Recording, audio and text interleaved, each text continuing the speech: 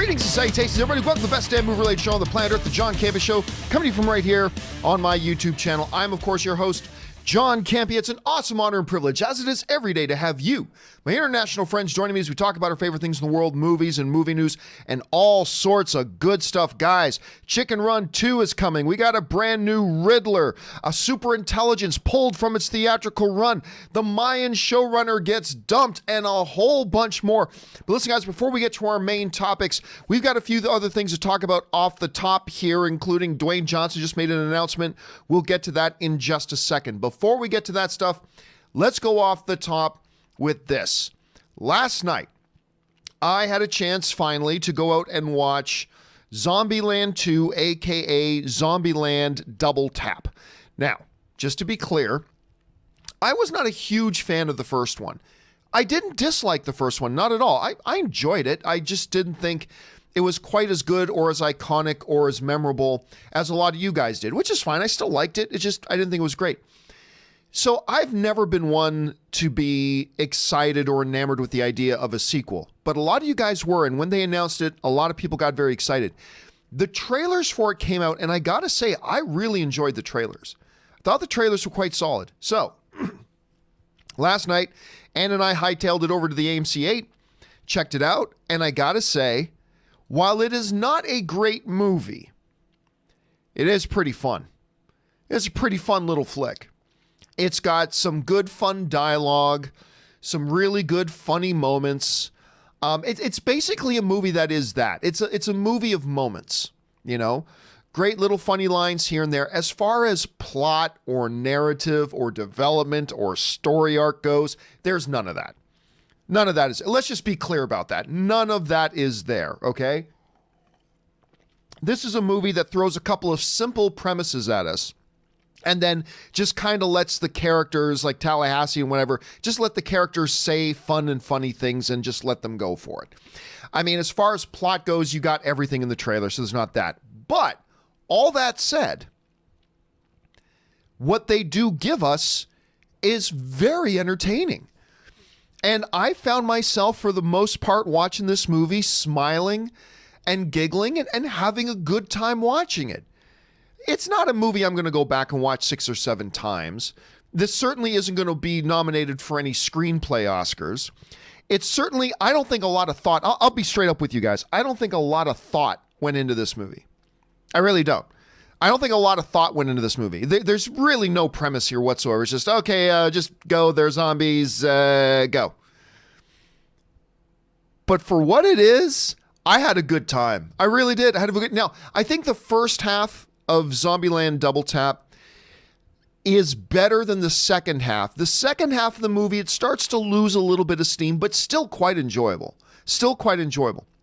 And it has a terrific ending. The ending of it is really fun and terrific. Very reminiscent of the first one, as a matter of fact, but the ending's quite solid. Now, if there are those of you who are excited to go in there to see, I'm going to let you guys know this right now, to see the guy, Thomas Middleditch from Silicon Valley, or if you were excited to go in there to see a lot of Luke Wilson, adjust your expectations. Although they're in the trailer, they're really not in this movie much. Like, not very, very, very little, just so you know. I am in love, as every guy has fallen in love with Rosario Dawson, even before Clerks 2, but Clerks 2 is where I just fell in love with Rosario Dawson. She's great to see in it. Not a huge role, though, just so you know. It really does focus mostly on the 4 main characters, as well as a new character played by Zoe Dutch, who I loved in that James Franco, Bryan Cranston movie, Why Him? I love that movie. Not a lot of people did. Everybody's forgotten about that movie. I loved that movie, and I thought she was great in that. Anyway, she's back. She kind of steals the show with the scenes that she's in. Whenever she's in scenes, she kind of steals the show. Very, very funny character. You get a sense of what her character is from the trailers. So listen, overall, I gotta say, I recommend Zombieland Double Tap. Just, you know, keep your expectations real. Don't expect to be going in there to see anything profound or deep. Or as Martin Scorsese would say, don't go expecting to see cinema. But if you just want to go, have some laughs, have a good time, have some entertainment, smile a lot with some friends, I recommend Zombieland Double Tap. Again, I'm not a big fan of the first one, so it's not much for me to say that I think this one is better than the original, but take that for what it's worth. I liked it. I think you will too. Go give it a shot. All right.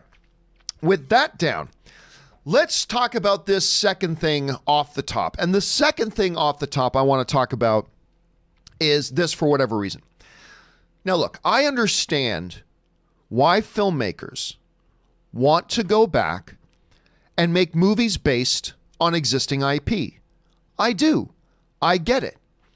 Having already pre-existing recognizable brand names is a big leg up in the marketing of a film. I understand that. And so I'm usually completely on board with the notion of filmmakers making a Monopoly movie. I get it.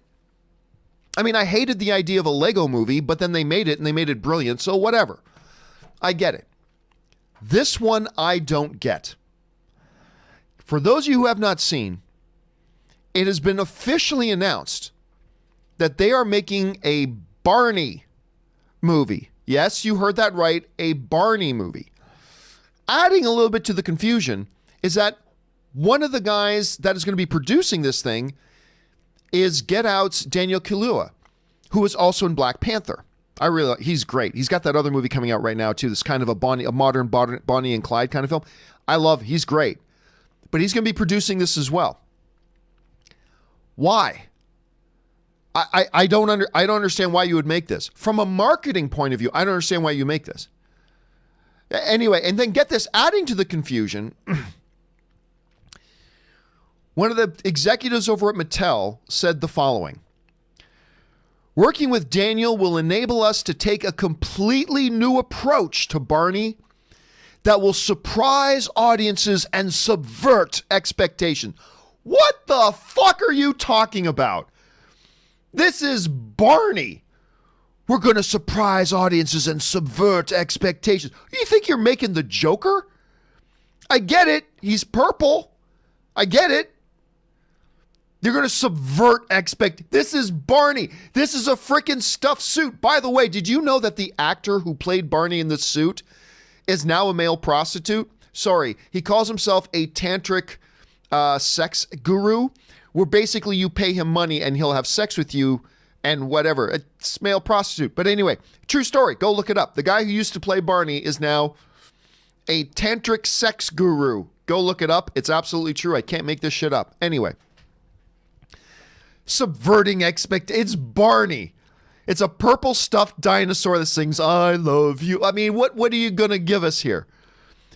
What are you going to give us? Anyway, said Robbie Benner, Mattel Films, the project will speak to the nostalgia of the brand in a way that will resonate with adults while entertaining today's kids. No, it's not.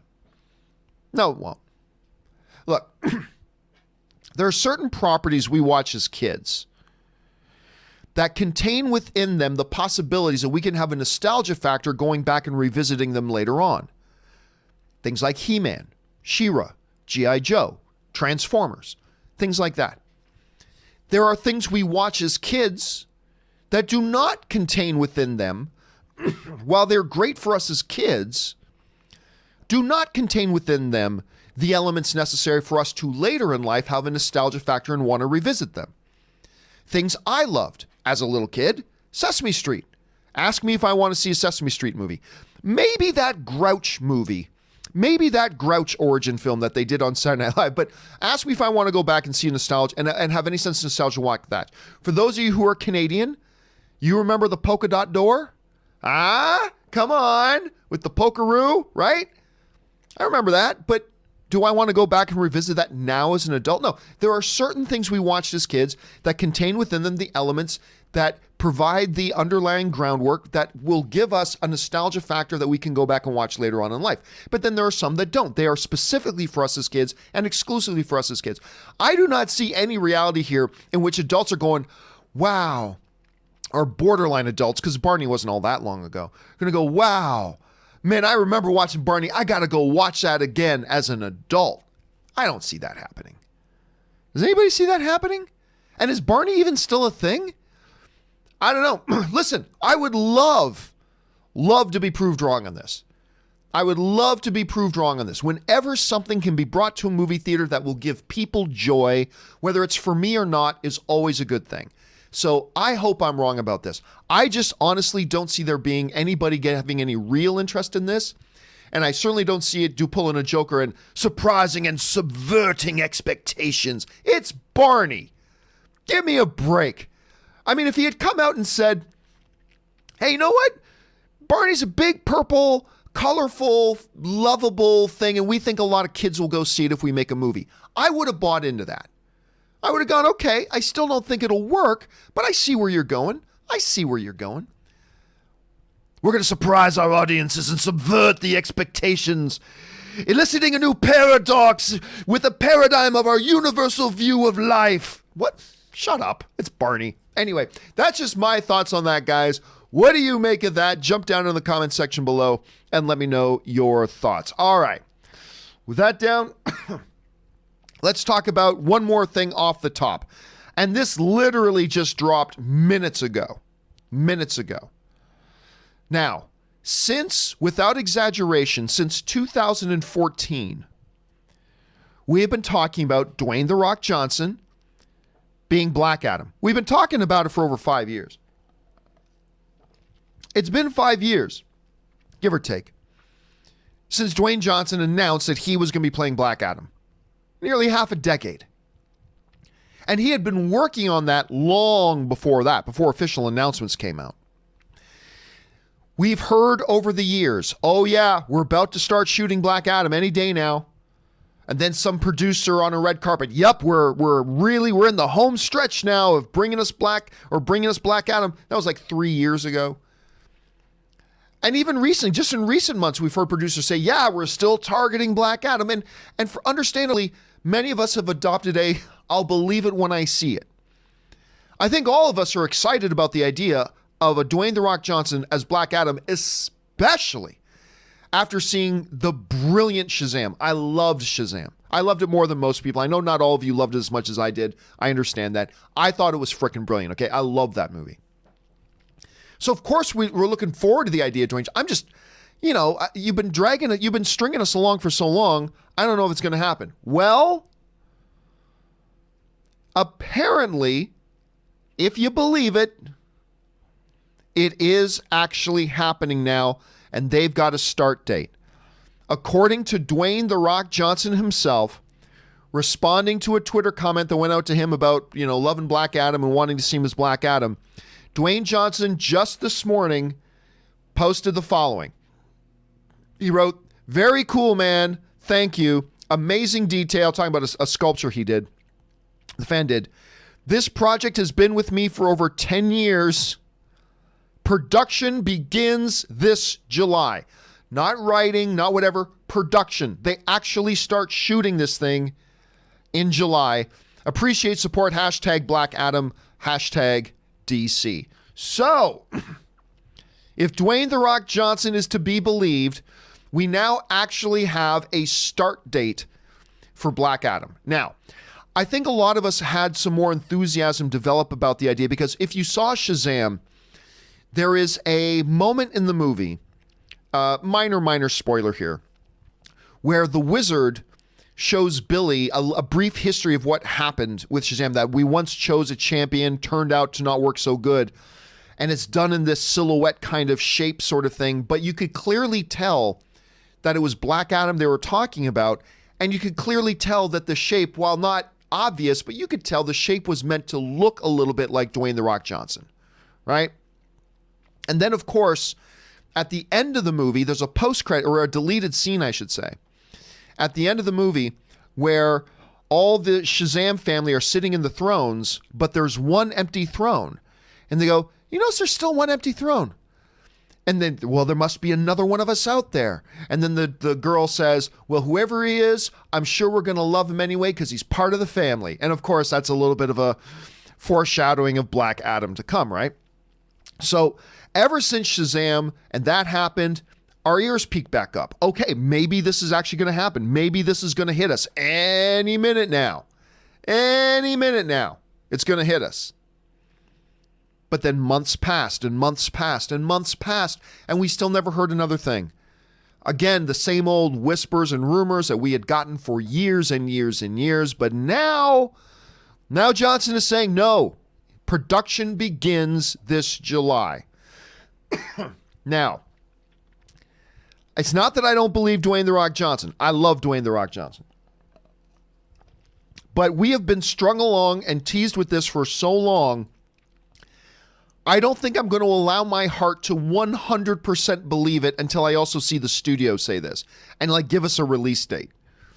Like once they do that, then I'll allow my heart, which has been strung along for years, then I will allow my heart to embrace the love of Dwayne "The Rock" Johnson and believe that this movie's finally coming. Because I was there, ladies and gentlemen. I was there in that auditorium in Las Vegas, Nevada, so many years ago as Dwayne "The Rock" Johnson took to the stage and said, "I'm Black Adam."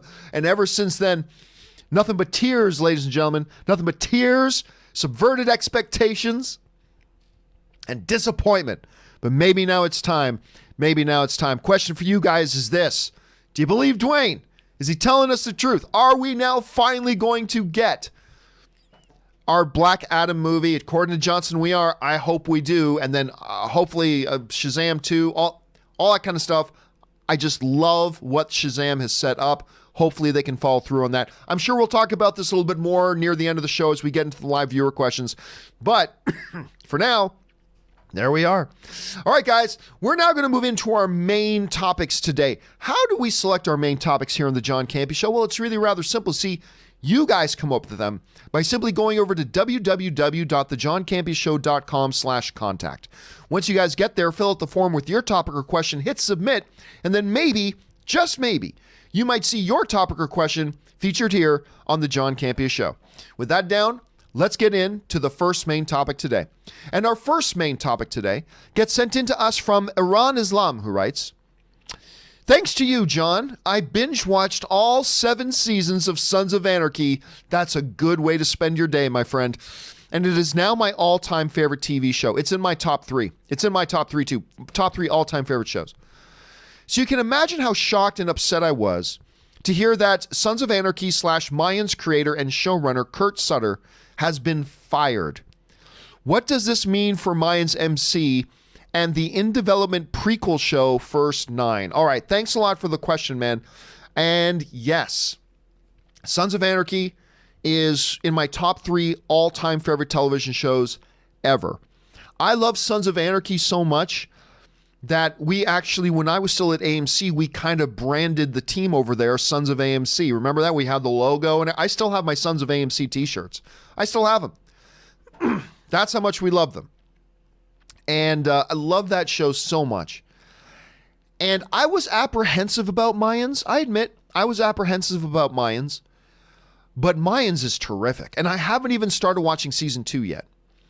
Because I've been waiting for Anne to finish season 1, and she's now done, so we're going to start watching Mayans season 2 now. But I really, really enjoy this show a lot. And Kurt Sutter is the man behind it. Well, Kurt Sutter has been fired. Now, it should be pointed out that Kurt Sutter had already a while ago announced that at the end of season 2, he was going to be departing. So, I mean, it was coming anyway. But I got worried because when I saw Kurt Sutter had been fired because of complaints, my first fear, I'm sure a lot of you guys thought this too, was that this was going to be over the whole, maybe there was sexual abuse allegations, maybe there's sexual misconduct allegations, blah, blah, blah. Because that's unfortunately the era we live in right now. I was afraid that that's what we were going to see. Now, it turns out that's not what the people were complaining about. They apparently had a lot of other things to complain about. And so he was fired. Now, apparently a lot of these complaints were revolving around the notion that he kind of started to withdraw himself from the production and wasn't around enough. And then when he was around, it was causing some confusion about the direction the people who were there running things versus things he was trying to do. And it became a big mess. Anyway, in the Hollywood Reporter, they also published the letter that Sutter wrote to the team after he had been fired. And I'll read you some of this. This might be too small on some of your screens if you're looking at this on a phone to read, but he basically wrote the following.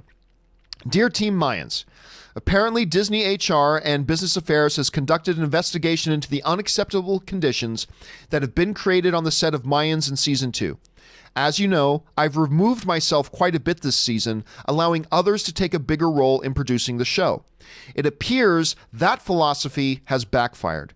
It's been reported by writers, producers, cast, and crew that my absence and subsequent behavior when there has only created confusion, chaos, hostility, and is perceived as abandonment.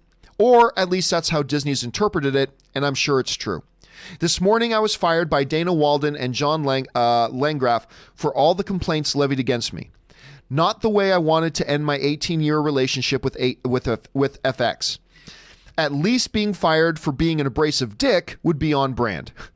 I deeply apologize if I've made people feel less than or unsupported. My intention was literally the opposite, but clearly I've not been paying attention. My arrogance and chronic distraction has created wreckage. Just know I adore this cast and crew. Now, he does go on and talk about a few other things as well, but there he is. So it's not having to do with anything that we kind of normally associate, executives being fired these days over, but he apparently withdrew himself. And listen, he does have a reputation of being an abrasive dick. He really does. Like even back in the Sons of Anarchy days, he was known as a difficult guy to work with. But sometimes creative geniuses are difficult people to work with.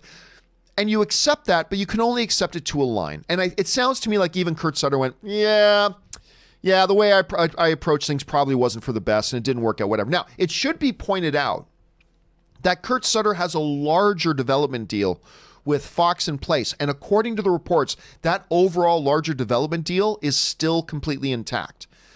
However, being a showrunner and working directly with FX as a network, he's been removed. And it's unfortunate. All I know is that I loved season 1 of this show. I really did. I love season 1. I haven't got around to starting to watch season 2 yet, so I can't speak to how his pseudo absence from the show has affected it.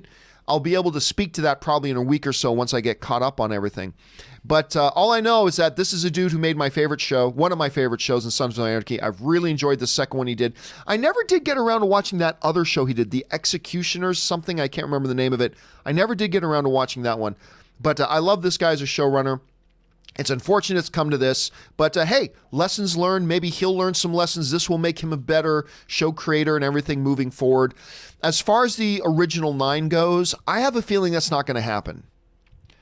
I would love a show on the original 9, but I just have a feeling that's not going to happen, and I don't know that the firing of Kurt Sutter is going to change anything one way or the other. Anyway, guys, what do you make of this whole situation, as unfortunate it is? Does it catch you by surprise? You're not surprised at all? Have you never watched Sons of Anarchy or Mayans, so you don't really care about it either way? Jump down to the comments section below and let me know your thoughts. All right, with that down, let's move on to our second main topic today. And our second main topic today gets brought to us by Matt Thornton, who writes, Hey, John. So it appears that Chicken Run 2 is in pre-production at Aardman Animations. This came as quite the surprise to me, as I don't know how they can follow up on the first movie. But Aardman has made some great animated shorts and movies, so I'm going to remain optimistic. What are your thoughts on the first movie, and what do you think we could see in the sequel? All right, thanks a lot for writing that in, Matt. And yeah, for those of you who had missed it, Chicken Run 2 is coming.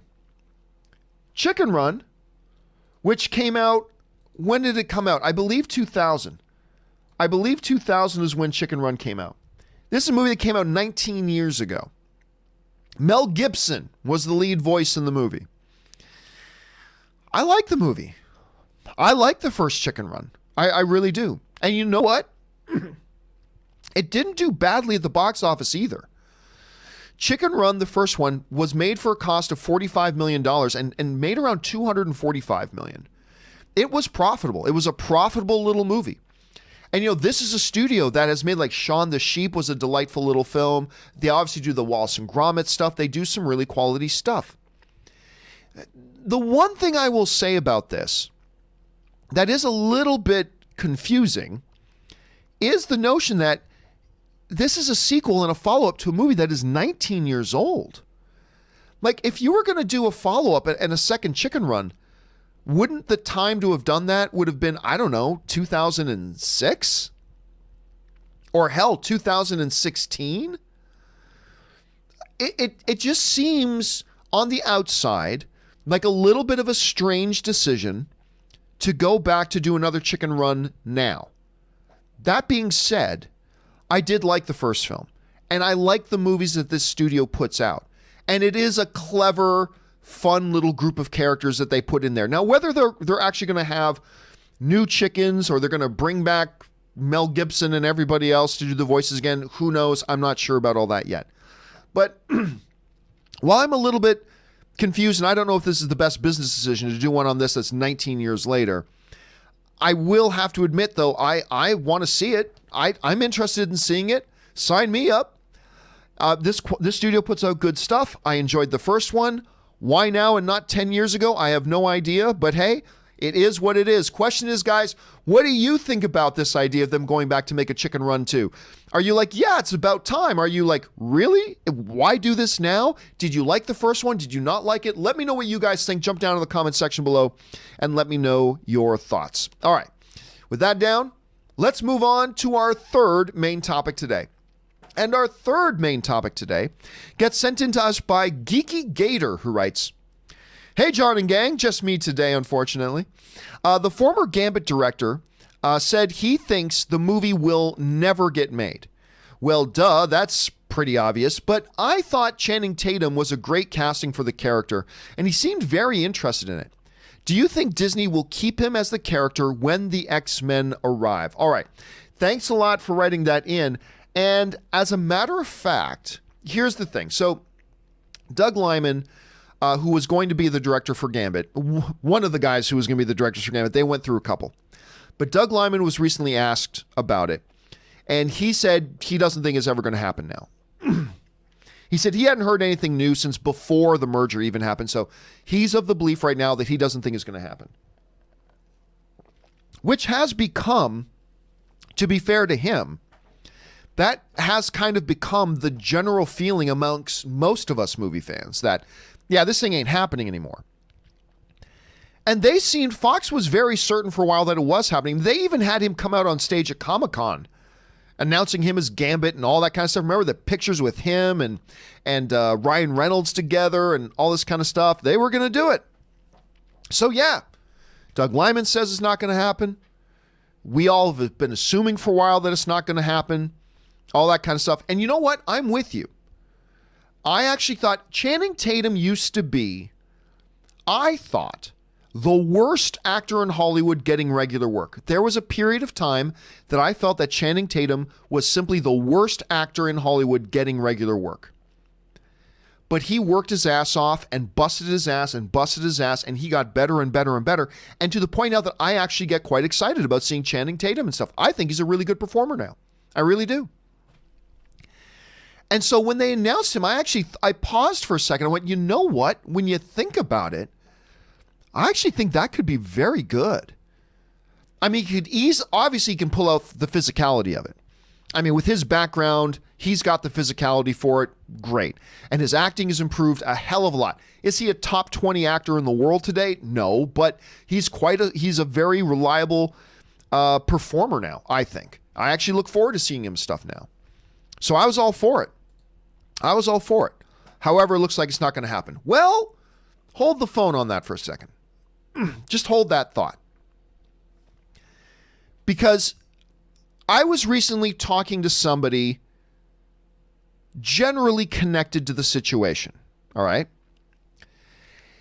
And the topic of Gambit came up. And I'll tell you, I'm not going to tell you everything that happened in the conversation, but basically the message to me was, it's not dead. What got communicated to me was this concept of a Channing Tatum and a Gambit thing is not dead. Now, be very clear about this. Saying it's not dead is not the same as saying, oh, it's still going to happen. Saying it's not dead is nowhere near a statement of, you know what, there's still a good chance we're going to see Channing Tatum as Gambit. It's not dead does not mean the odds are it's going to happen. It doesn't. To me, it still means it is most likely not going to happen. I'm just saying that what was communicated to me was, don't put the final nail in it just yet. It's still not, at least over there, there's still some talks going on about it. It's still not dead. Now, that said, if I had to put $10 on whether or not I thought this Gambit movie was actually going to happen at this point, I, without hesitation, even after the conversation I've had, I would without hesitation put my $10 on that we're never going to see this. We'll see Gambit at some point, but we're never going to see this Channing Tatum incarnation as Gambit. I would put $10 on that. But I might not put $1 million on it. You know what I'm saying at this point? So, I don't know. Look, all I know is this. You can still count me as being one of the people that is still a little bit interested in seeing where they could go with this. And since they never did introduce Channing Tatum's Gambit while X-Men and everything was still under Fox, that means it's a clean slate for them. That means they don't have to retcon Gambit. They don't have to reboot Gambit. I mean, they've already retconned the Taylor Kitsch Gambit, so that's already done. But if Disney wanted to move forward with Channing Tatum as Gambit, there's no complications. It's not like, look, if you want, Wolverine, you can't bring over Hugh Jackman as Wolverine because we're rebooting the universe. They never had Channing Tatum as Gambit over there. So there is that possibility. Again, to be 100% clear, I still don't think this is going to happen. And even in the most optimistic way of looking at what was communicated to me, it still doesn't sound likely that it's going to happen. It's just that they just said, hey, it's not dead yet. There is still possible life in this thing. That doesn't sound very enthusiastic. That doesn't sound very certain to me, but at least it's something for us to keep our eyes on. Question is, guys, what do you think about that? Would you still be interested at this point in a Channing Tatum Gambit? Maybe you were never interested in the first place. Do you think it's still a possibility? Jump down in the comments section below and let me know your thoughts. All right, with that down, let's move on to our fourth main topic today. And our fourth main topic today gets sent in to us by one of our Patreon supporters, Ali Hussein. And thank you so much for being a Patreon supporter, Ali. All right. Hi, John and crew. Love the show. Thank you so much, Ali. Variety just reported that Paul Dano is in talks to play the Riddler in Matt Reeves' The Batman. I remember seeing him in The Prisoners. Oh my God, he's so good. And some other movies. I am excited to see him play the Riddler. If the deal works out, love to hear your thoughts. All right, thanks a lot for the question, man. And I'll tell you what, the announcement that Paul Dano is going to be playing the Riddler is fantastic. Absolutely fantastic. Now look, Jonah Hill, we talked about this a little bit yesterday on the John Campea Show. Jonah Hill was attached at one point. Might have been even be playing the Riddler. We don't know for sure. And while Jonah Hill was never a guy that I would have thought would play that role, when they announced him, I'm like, hey, this is a 2-time Academy Award nominated actor. I'm all for this. It's great.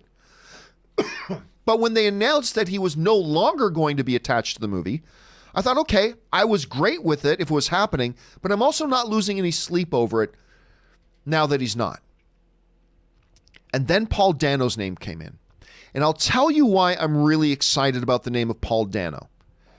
The reason I'm really excited about the name of Paul Dano is because I believe, and I really like Jonah Hill, but I believe Paul Dano's 2 best performances are better than Jonah Hill's 2 best performances that he got Academy Award nominations for.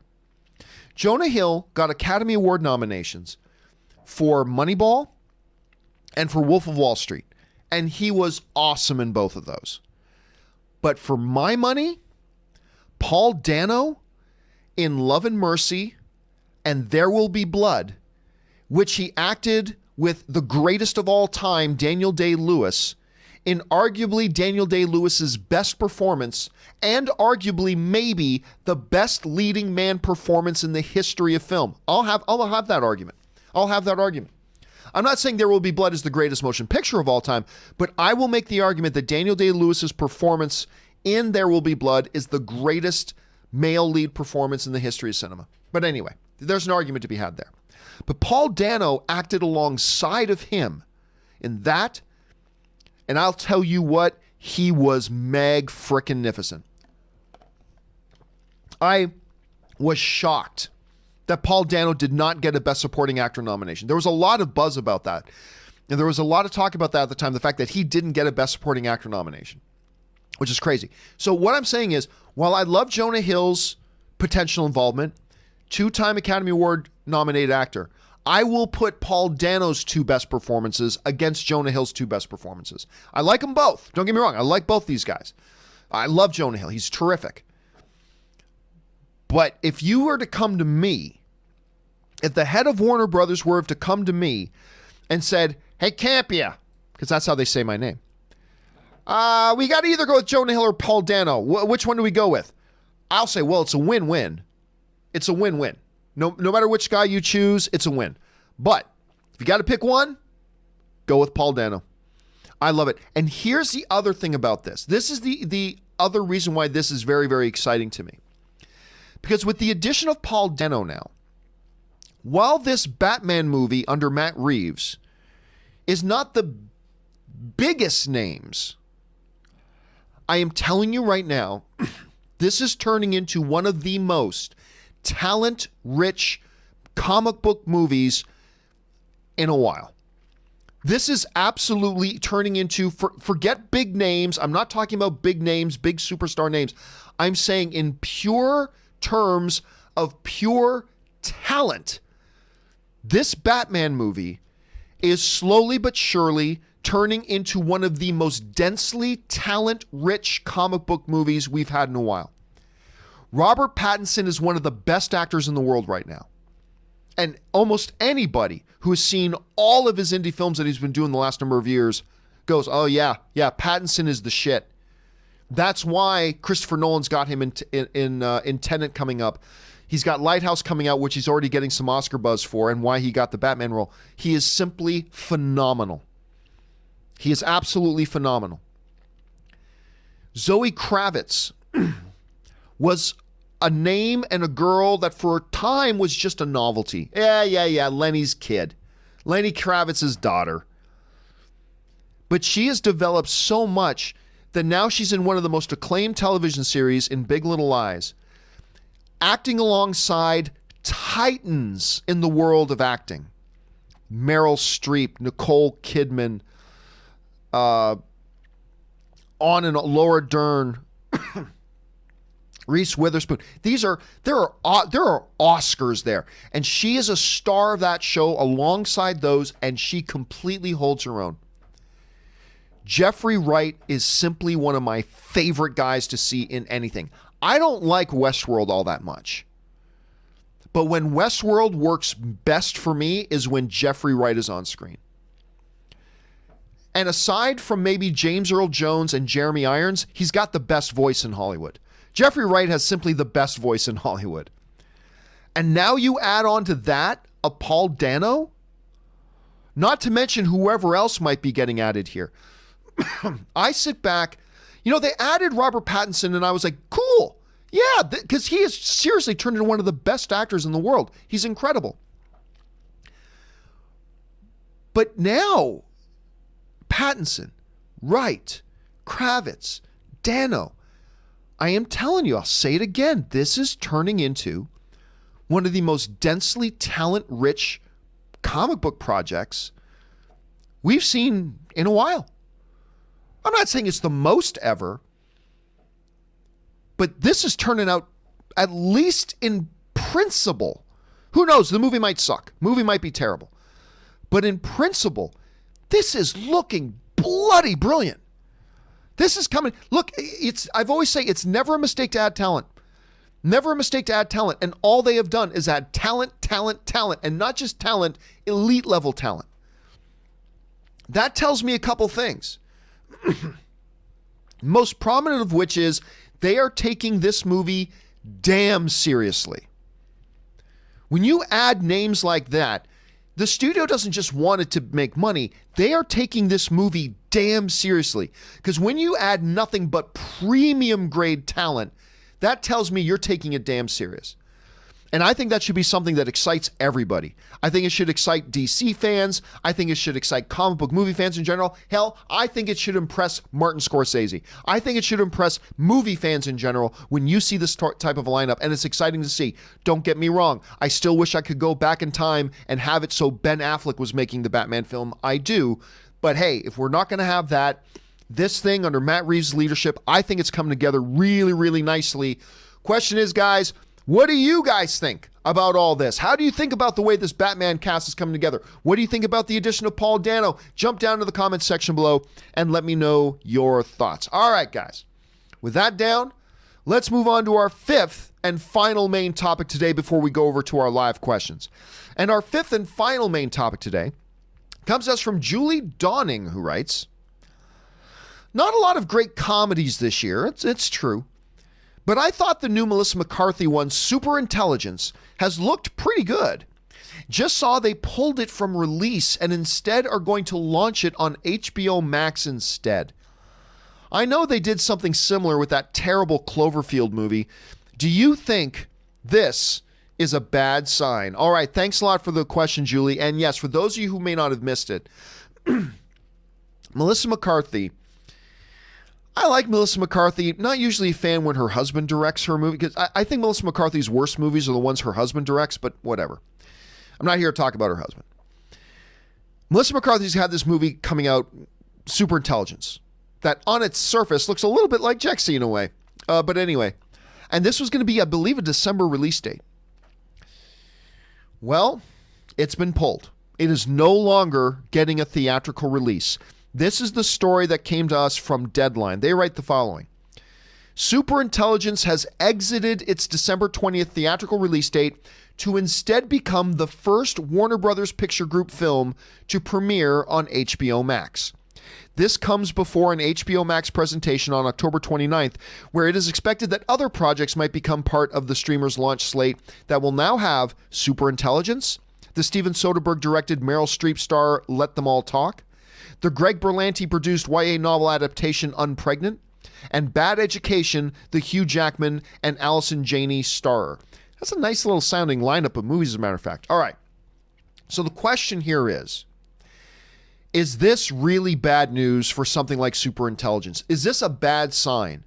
Because the last time, if I remember correctly, the last time that we were this close to a movie hitting its theatrical release date and then gets pulled and got shuffled off to some streaming service was the absolutely steaming pile of garbage Cloverfield Paradox movie. Is that what it's called? Paradox? I hated it so much, I don't even remember the name.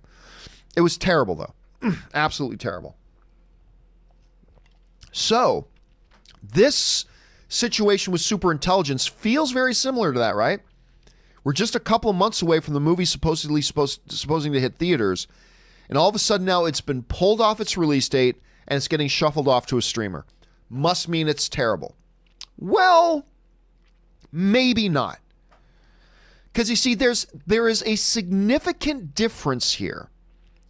There's a significant detail here that differentiates Superintelligence's situation with the situation of Cloverfield Paradox. And that difference in situation is this, is that it's Warner Brothers moving it to another Warner Brothers platform. With Cloverfield Paradox, it was what we all know now was Paramount had this movie. We realized this movie's terrible. And we don't think it's going to get a lot of people out to the theater. And I don't see how we're going to make money on it with a theatrical run. Let's just shuffle it off to let's just shuffle it off to Netflix. And they sold it to Netflix. With this situation with Superintelligence, there's the significant difference is this is Warner Brothers going, we have our own streaming service coming. That's ours. HBO Max.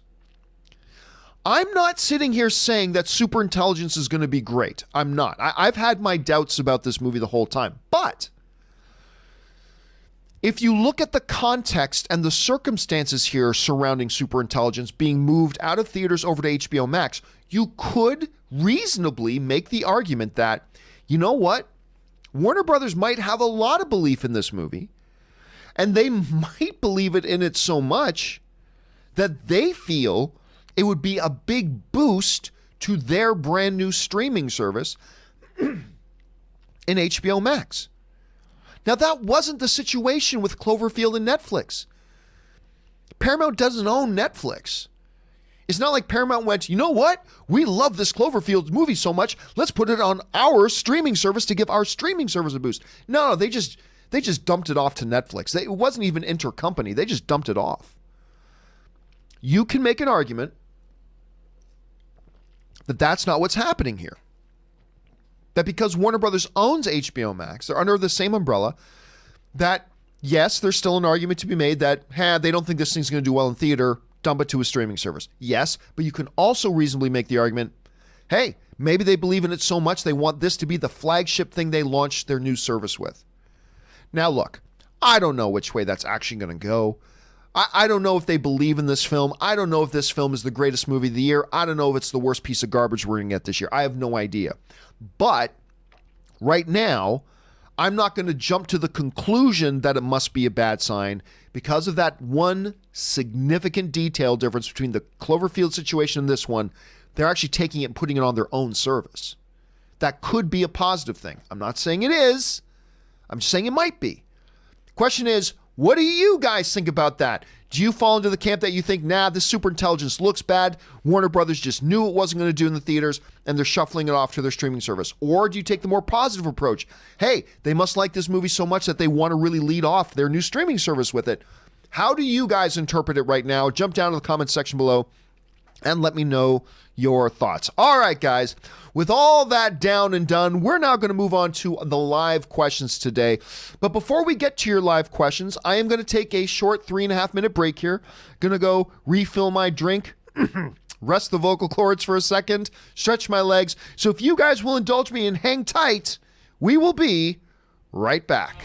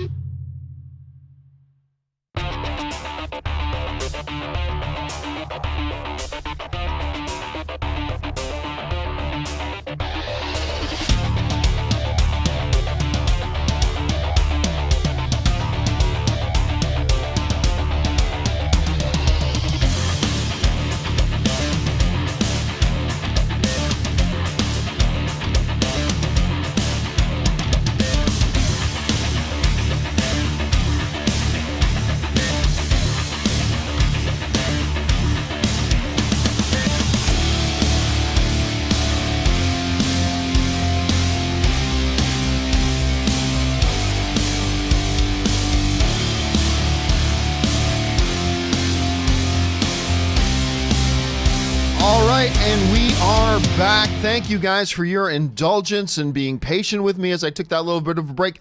And now, let's not waste any more time and jump right over to your guys' live questions. We're going to start off here with Jerome Smith II, who writes, watch the Netflix movie Fracture. That's one with Sam Worthington. It reminded me of how great an actor Sam Worthington is. His performance in it was great. A great suspense flick. I've been hearing good things about it. Now, I haven't seen it myself. I think Sam Worthington has been a little bit of a hit and miss actor. He's been pretty good in some things. He's been pretty bad in some things. But he's always had that, you can always tell he's got that upside. He just doesn't always fulfill his potential. But again, and by the way, guys, it's not candy. Just so you know, I don't have candy in my mouth. You guys can tell I'm still struggling with the cough. I'm probably going to for another couple of weeks. I've actually got Halls in there, so forgive me. I know it's a little distracting having it, but it's what I need to do to get through the show, so forgive me. I'm hearing good things about Fractured. I'm going to check it out myself, and hopefully it's as good as you say it is. All right. Jerome also follows up and writes, finally watched Airplane. Good on you, my friend. Because you all bring it up so much, not even into the movie 5 minutes, and I'm losing it. Simply reading a magazine cover. All movies have some trouble with becoming dated, right? Especially spoof movies. Because a lot of times spoof movies rely themselves on like current pop culture stuff, right? Pop culture stuff. And that gets dated very quickly. For whatever reason, Airplane, which is one of the funniest movies ever made, still to this day holds up. I believe. So good on you, Jerome, for checking it out. And I hope you enjoy the rest of the movie as well. It only gets better. It only gets better. All right. The Everything Nerd writes, nice name. I like that. Name one movie you've always wanted to see, but have never gotten around to actually watching it. Thanks for everything you do. Honestly, I don't think there is. I've been asked that before, and I really don't think there is. You know, other than movies that are out today. You know, I still haven't seen Peanut Butter Falcon. But that's a modern movie today. There's not really like any classic movies or whatever that I've always wanted to see that I've never gotten around to. I mean, there always have been, but over the years, I've just gotten caught up on all of them. So right now, there's none other than movies that are out this year. There's still a couple I haven't had a chance to see, but that's about it. Good question, though, Everything Nerd. All right, Matsif Jada writes, how faithful should a film adaptation be to the book? Irrelevant. Completely irrelevant. I say this all the time. I will say it again. It should be as faithful to the book as the quality of the movie necessitates it to be. But so there are some books that sticking closer to the book makes for the better movie. There are also some books that deviating and adapting more makes for the better movie. I've always said this, and I will say it again.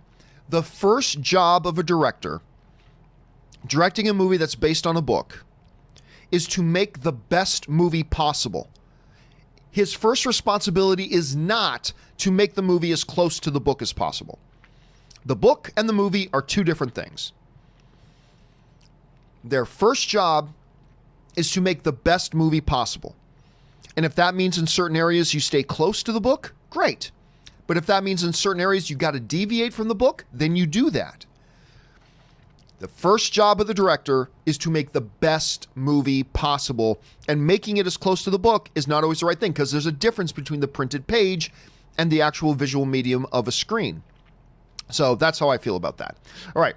Andres Martinez writes, still upset that Jeremy Irons was in Batman vs. Superman and he never said, Master Wayne, be prepared. No. I mean, look, I would have laughed, but that wasn't the type of movie to do. Like, should he have also looked at the TV screen? You know, just make sure, Master Wayne, that you be prepared. Like, that's not the type of movie it was. So, well, yes, in theory, it sounds kind of funny. It's not the movie for it. That wasn't the time or the place for it. So, I'm not upset we didn't get that. All right. War Machine Rocks writes, thoughts on Pitbull's version of African Aquaman? Terrible. I like Pitbull's music. I know that's not the most popular thing to say. I like Pitbull's music. I do. But that Africa thing in Aquaman that version, no bueno. Just not good. Not good. I didn't like that one at all. Massive Chatter writes, false advertising if film differs greatly from book? No, not at all. Unless it has nothing to do with it. Like, I don't know. Let's say there was a very famous book called Eliza Twitlittle's Adventures to Chicago. Let's say there was a book called that. I'm just making that up. Eliza Twitlittle's trip to Chicago. And it's about this girl named Eliza Twitlitle who takes a trip to Chicago. And then you make a movie called Eliza Twitlittle's Trip to Chicago, but it's set in the year 3526 about an intrepid space galaxy ranger named Eliza who battles the evil Lord Chicago from a different galaxy. Well, yeah, that's false advertising. But making adaptations and changing certain elements to make the better movie is not a fault. And by the way, keep this in mind. The vast majority of people who go to see a movie based on the book never read the book. That's just statistics. You know? Most people who go see a movie, far more people go to see the movie than read the book. So it's not really false. I don't see that's false advertising whatsoever. Any more so than Captain America Civil War was false advertising, since Civil War really wasn't awfully similar to the actual comic storyline of Civil War. There were similar thematic things in there, yes. There were similarities, yes. But it was also very, very different. And that wasn't false advertising because they made the best movie possible. Anyway. Michael Effin Sotelo writes, did they pull screenings for Lighthouse? Not that I know of. I mean, it was always planned as a limited rollout. So it's playing in just a certain number of markets this week, but then it'll roll out to a larger amount over the next coming weeks. So as far as I know, I could be wrong, but as far as I know, they didn't. All right. Carlo Eskimo writes, hey, John, I'm a rapper and I used a 3-second audio bite of you in my song. When you said my name, Carlos Eskimo writes, hope you don't mind, big fan. Well, okay, look, legally speaking, what I have to say right now, understand that legally speaking, what I have to say in response to that is technically that's not okay. Remember, from where I'm at, legally speaking, what I'm required to say right now is technically that's not okay that you did that. So hear everything that I'm saying. Okay? Just so you know. All right. Kevin Lewis writes, sorry, but the 800-pound gorilla in the room is DC villains. Riddler, Penguin, Mr. Freeze, etc. are ridiculous compared to Marvel villains, sans Lex Luthor and Joker. It depends on your point of view. Like, I'm sorry. Kang the Conqueror is a pretty ridiculous effing villain. He is. He can be used great. Just like when you go to quarantine or whatever, there are stories in Batman that Penguin is fantastic. It depends on how the characters are used and what you do with them. There are Batman stories, older stories, that the Joker's ridiculous. But if you use them in a certain way, the Joker can be awesome. Look at Malekith in Thor: The Dark World. Terrible villain, but could have been used great. But in the movie was a terrible villain. So, I disagree with your assessment there, Kevin. I mean, it's all subjective and you've got a point of view on it, but I disagree. Anyway, Alex Pitt writes, hey, John, Can you give a shout out to my incredible fiance, Tara? It's her 20th birthday today. She knows how much I love talking movies with you guys. Well, happy birthday to Tara. You're lucky you got a guy like Alex. So I hope, Tara, that you have a fabulous birthday, but not only a fabulous birthday, I hope you have a fabulous year laid out ahead of you. And there you go. So anyway, thanks for writing that in, Alex. And that's awfully nice of you to get a shout out for your fiance. That's really sweet. And I hope you guys I hope you got some big plans for her birthday as well. Not just getting some fool on YouTube to say her name. I hope you got something special planned for her, dude. Don't just have me give her a shout out. All right. Let's see. Demetrius writes, excited for the Riddler. I love Paul in Love and Mercy. He's so good in that. And I think Riddler would work well with the world's greatest detective angle. An intellectual jigsaw of Gotham. Could he be the prominent villain? He could be, but we don't know.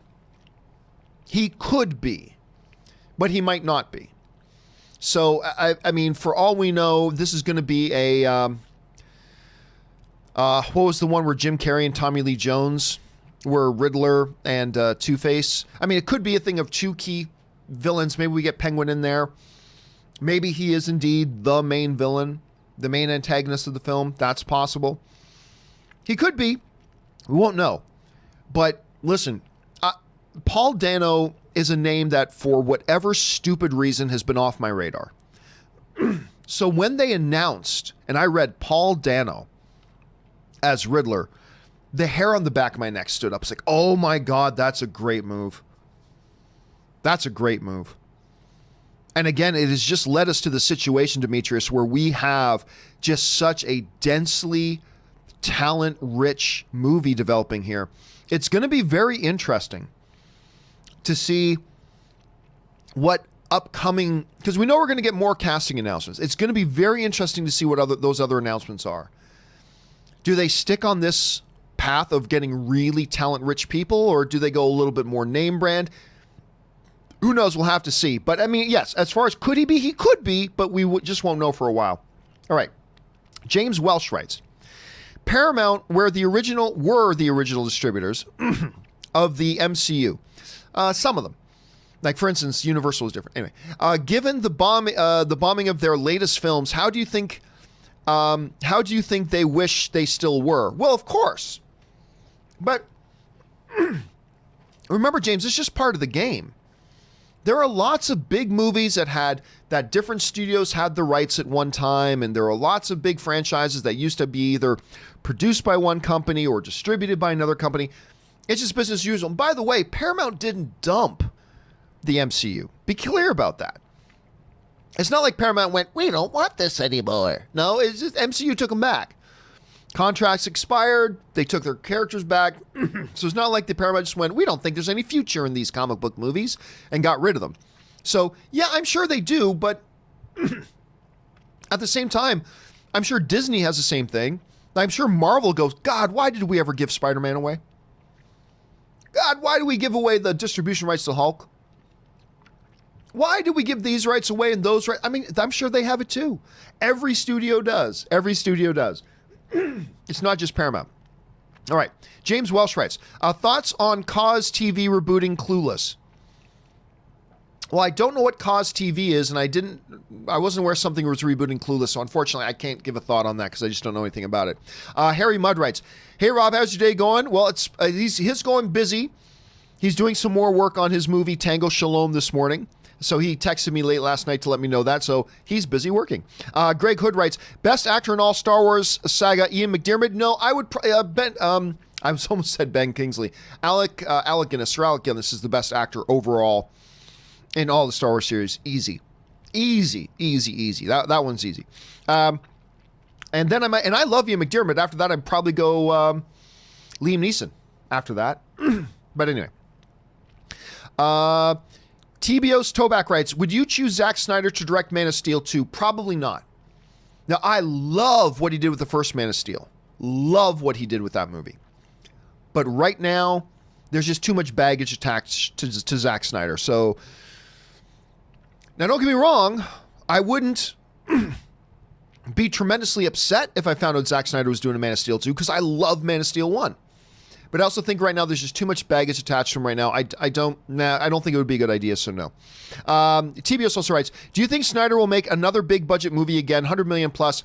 Army of the Dead has a budget of 70 million. I love Man of Steel and Batman versus Superman, by the way. It all depends. Like, if he starts making some smaller movies and has some success, yeah, he'll get handed 100 million plus budget again, absolutely. However, the opposite is also true. If he makes a bunch of smaller movies and they're either not good or they don't perform at all, then it's going to be a harder task. So we'll kind of have to see how that evolves. I'm just looking forward to seeing this new movie. I really want to see where he goes. Because Zack Snyder has made some tremendous movies. He's also made some questionable ones, but he's made some tremendous ones as well. So I'm going to be really curious to see what he does with this. All right. Ryan Lohner writes, that bit in All Rise where Erin realizes she's screwed, great piece of silent acting. So, of course, Erin has 2 shows going right now. She's in All Rise on CBS, and she just finished shooting. The reason Erin's been gone for a few weeks is because she's been off shooting in her new show, Dynasty. She's actually been shooting in Dynasty. So Erin Cummings, just so you guys know, will be back on Tuesday. Erin Cummings returns next week. So we're very excited about it, and it's going to be good to have her back. So thanks for writing. I'm sure she'll really appreciate seeing that, Ryan. Thanks for writing that in, man. DC Marvel writes, hey, John, Rob, and Chris. I think the one-by-one casting announcements are brilliant. Excellent marketing strategy. Do you agree? I don't think it is a marketing strategy. I think it's... By the way, Warner Brothers has not put out any press releases. Right? It's that these certain news trades find out. And then they report what they find out. And quite often they find out before a studio puts out an official announcement. Now, sometimes studios will leak a story to a news outlet, so it comes out. Sometimes a news outlet just finds out because of their sources and contacts. So I don't know that I would call this a marketing strategy.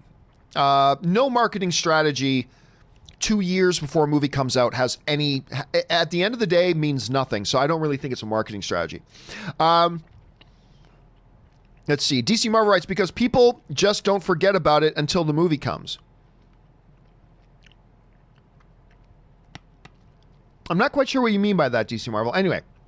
Fuzzy FJ writes, watched Green Lantern again last night, and as it's a yearly thing for me, yeah, I know the CGI is crap, but I don't know what it is, but I love that movie. You know what? Here's the thing. I do not love Green Lantern, and I don't think Green Lantern is particularly good, but I am one of the few people that I never thought Green Lantern was this unparalleled train wreck that a lot of people make it out to be.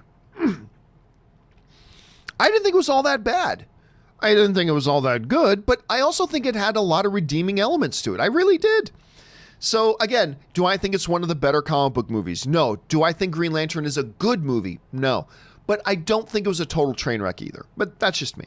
Let's see. Man Mountain Gherkin 23 writes, in your fantasy geek brain, are there any crossovers you would enjoy seeing? For me, Star Wars and Star Trek, would love to see Han and Kirk or Data and 3PO interact. Of course, this will never happen. No, because that's not a good idea. That sounds like a fun little 5-minute YouTube video, but that does not make for a good motion picture. So no, none of that. Honestly, no, I don't like the idea of crossovers all that much. The only one that I would be a little interested in, and I've talked about this for years, would be The Matrix and Terminator. Because if you look at the mythologies of both, they sound like they're from the same world. You could make an argument of the machines took over the T-1000s and then the Terminators and Skynet. Skynet eventually comes up with the idea of, getting sick and tired of trying to deal with this human rebellion. Skynet develops the notion of the Matrix and blah, blah, blah, and war against the machines. If you really think about it, those two worlds completely mesh. Their storylines completely mesh. So that's why that's always been the one that I would be interested in. That's the one Man Mountain that I would be interested in seeing, just because I think the stories actually align. Anyway, that's just me. All right, Sam O'Neill writes, I wish you could see my face when you say you hate the prequels, but you can't, so here's $5. LOL, I love Revenge of the Sith. So you know what? Here's the thing though, Sam. Just because I don't like the prequels doesn't mean you shouldn't. That's the great thing about the subjectivity of movies. There are movies you hate that I'll love. There are movies that I'll love that you'll hate. There'll be lots of movies that you hate that I'll hate, and lots of movies that you love that I'll love, and everybody has different opinions, and all these movies hits us all in different ways. I hate the prequels, but that doesn't mean you should. And it doesn't mean I'll ever disparage you for I celebrate. Whenever somebody has a movie that they enjoy and get some happiness out of, that is a great thing, even if it's the prequels. And I will say this about Revenge of the Sith. I will at least say, she's dying of a broken heart. And okay, I won't go into that. But I will say this. I think Revenge of the Sith is the least offensive of the prequels. Okay, I'll say that. I think Revenge of the Sith is the least offensive of the prequels. But anyway, thanks for sharing your thoughts, Sam. I appreciate that, man. All right. Santez Henderson writes, due to the news, I went back to watch Batman Forever. Yes, it's over the top, campy, but it's not bad. I like the exploration into Bruce's mind and Robin. Listen, I think there's some campy fun to be had there. I don't know if I'm with you, Santez, on the exploration part of it, but there is campy fun in that. Now, they clearly made the decision when they were making that movie to go campy. And within that has some drawbacks, but it also has some positive. I agree. I think there is some campy fun in there. Some campy fun. We'll see. All right.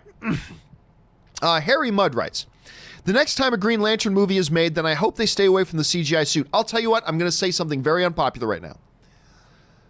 Out of all the mistakes that the Green Lantern movie made, I don't think a CGI suit was one of them. When you really think about what the Green Lantern suit is, to me, it totally makes sense for a CGI suit. And I know that's the unpopular opinion. And there's a lot wrong with the Green Lantern movie. But to me, the CGI suit, that makes sense. When you understand that it's created by the power, it made sense to me. And to me, it worked. And to me, it's become one of those scapegoat issues. Like people just want something to point at. I don't know. I get it. A lot of people don't like the CGI suit. I'm just being honest with you. That, amongst all the things that are wrong with that movie, that actually wasn't one that bothered me. As a matter of fact, I thought it was made a lot of logical sense. Anyway, Harry Mudd also writes, Harry Mudd writes, any of you seen Communion or Fire in the Sky? Excellent abduction movies. Really scary. Yeah, Fire in the Sky. That was like in the 90s, wasn't it? If it's the one I'm thinking of.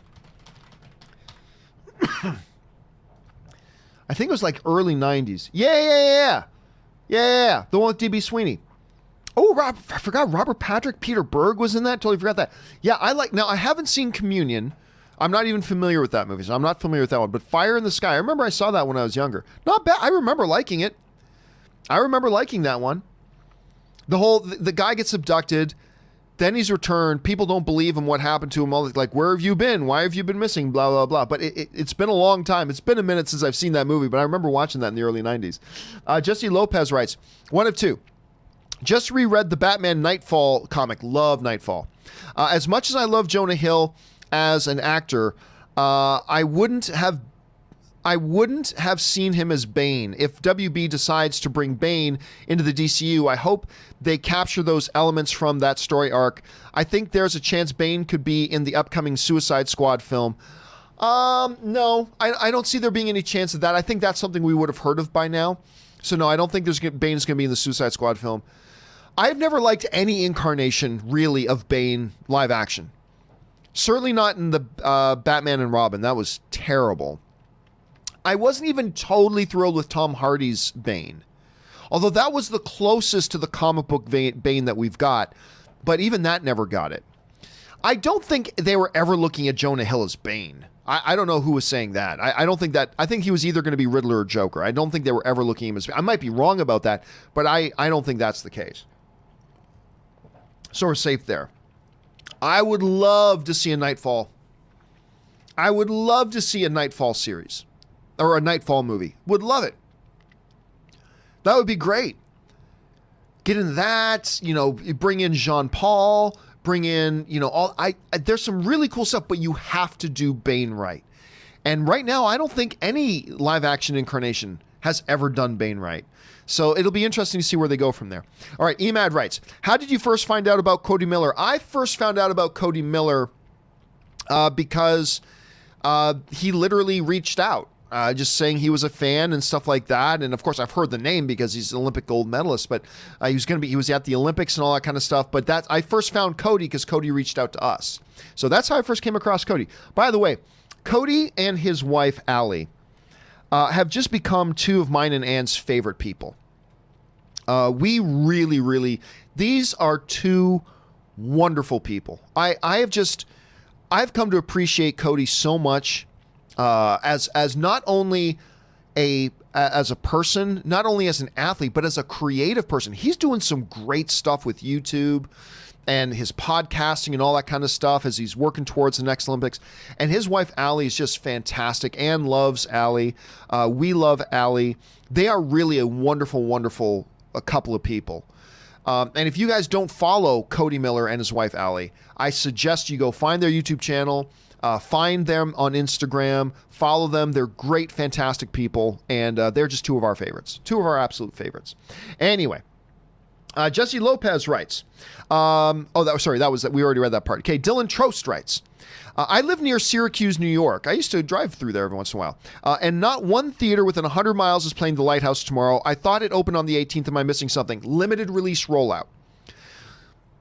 It did not open wide this week. It opened in limited release this week, and then it's going to roll out into a wider release as it goes. So keep your eyes open over the coming weeks. You'll probably see it pop up in the coming weeks, but that's why you're not seeing it there right now. All right. Jesse writes, any dog under 50, this is Ron Swanson. Any dog under 50 pounds is a cat, and cats are pointless. One of the best lines ever from Ron Swanson. I also, as a Canadian, I love the line also too. I want to write a letter. Dear Canada, F you. Ron Swanson was one of the greatest television characters of all time from Parks and Rec. Love that character so much. All right. Slim Trav writes, worst Robert Downey Jr. film, in my opinion, Shaggy Dog and Due Date. I didn't hate Due Date. And maybe I'm just thinking of this one movie really negatively. But I'll go there. U.S. Marshals. It was the pseudo spin-off sequel of The Fugitive with Harrison Ford and Tommy Lee Jones. They did a spin-off movie just of Tommy Lee Jones's character. They called it U.S. Marshal. Robert Downey Jr. was in that. And I didn't think he was very good in that. It's the only time I ever saw him that I didn't think he was any good either. Harry Mudd writes, Candyman, Candyman, Candyman, Candyman, Candyman. I just love the Candyman trilogy. They got a new Candyman coming. Jordan Peele's got a new one coming. And the dude who played Black Manta in Aquaman is the new Candyman. So if you like yourself some Candyman, Harry, this is a good time because we got some more Candyman coming. Santez Henderson writes, will the Band of Hollywood in China hurt the film? It's lame that Lee's daughter is advocating for the ban considering the event is fictional. Will the Band of Hollywood in China hurt the film? It's lame that Lee's daughter is advocating for the ban considering the event is fictional. Will the Band of Hollywood in China? Sorry, dude. I'm maybe other people, guys, if you know what Santez is talking about, talk about it myself. Sorry, I'm not catching your meaning there, Santez. My apologies, brother. I can't catch the meaning of it there. Dylan Trost writes, do we see Palpatine in the imminent Rise of Skywalker trailer? I think so. I don't know. I won't be surprised if they don't. JJ is a director who likes to keep a lot very, very close to the vest. But if I had to put $2 on it, I would wager $2 that we will see Palpatine in it. I wouldn't wager 10, but I'll wager 2 on that. So I think we will, Dylan. That would be my guess. So I think it would be pretty cool if they did. All right, Harry Mudd writes, watched Eli earlier. Passable supernatural horror, not the best I've seen, but not the worst. I don't even know the movie. I mean, it's not the Book of Eli that you're talking about. That's a Denzel Washington film. Eli. I've never even heard of this movie. A boy receiving treatment for his autoimmune disorder discovers the house he's living in isn't as safe as he thought. Dun, dun, dun. Yeah, I have no idea. I don't recognize any of the performers in it either.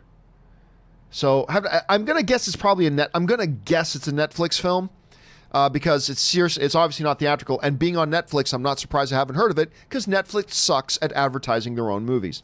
Anyway, thanks for sharing that thought, Harry. All right, the Nerdy Hatter writes, with great casting announcement after another, the Batman has me so excited. Gotten to the point where I don't even care that it's not in the DCEU. Just be a great movie, and it sounds like it just might be. Dude, I'm telling you what. First of all, let's say this. We don't know for 1,000% that this is not going to be in the DCEU. I mean, we all suspect it's not going to be. It sounds like it's not going to be. But let's just be clear. We don't have 1,000% confirmation that that's the case. Although it's a pretty safe bet. Still, let's keep that in mind. Secondly, we've talked already this show about the crazy, dense, talent-rich lineup they're already starting to put together.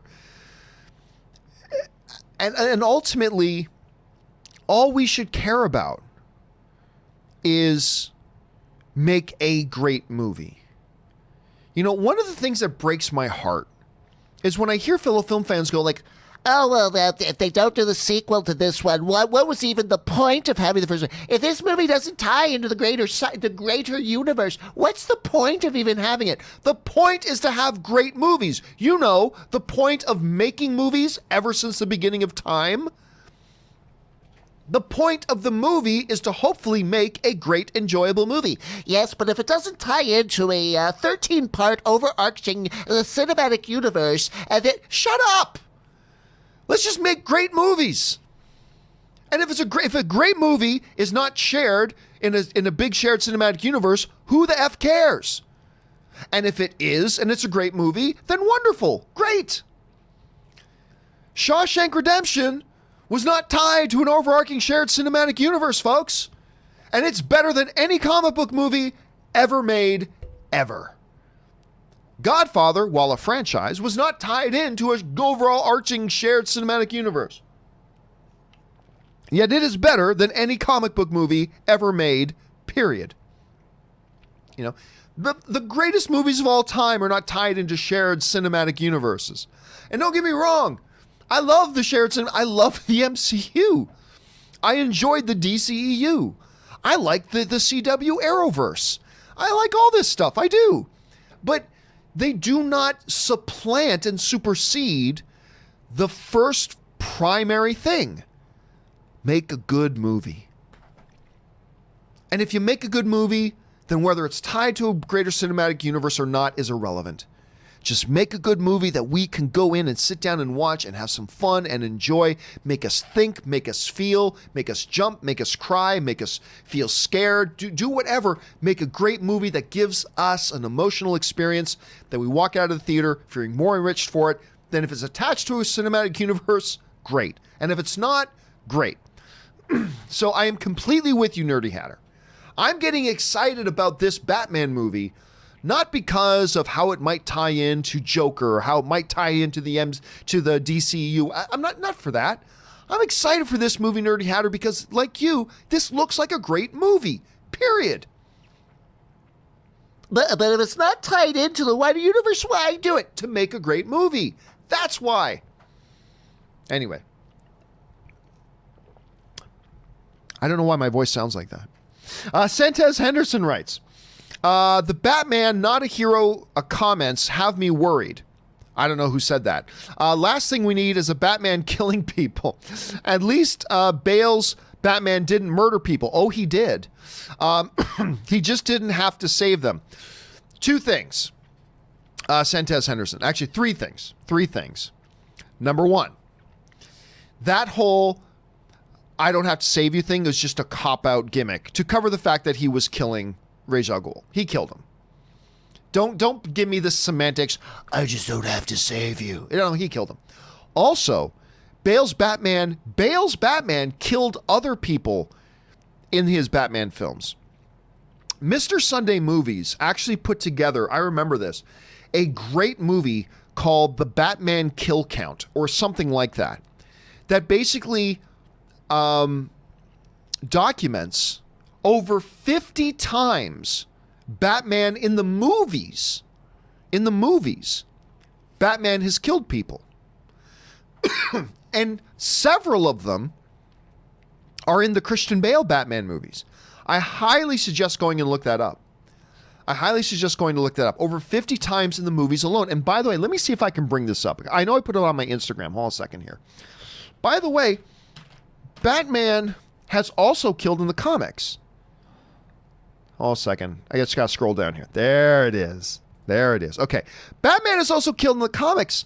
And he's even talked about the fact in the comics that he is killed. Let me bring this up here quick. It's from a Batman issue. You know, oh, sorry, this is a little bit too big. Let me shrink it up just a touch here. Okay. You know, Batman talking to Robin in the cave. I'm not a murderer, son. Murder is a line we must not cross. To which Robin replies, "You've killed before." Batman says, "In self-defense, Jason. You're well aware that we play a dangerous game, a game I perhaps should not have involved you in. Sure you should," and blah, blah, blah.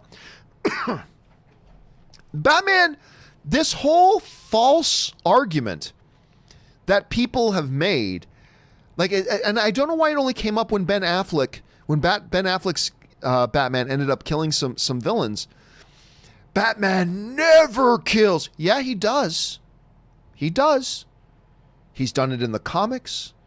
He's done it in the movies. Batman has killed people. And so, but some people get very, very selective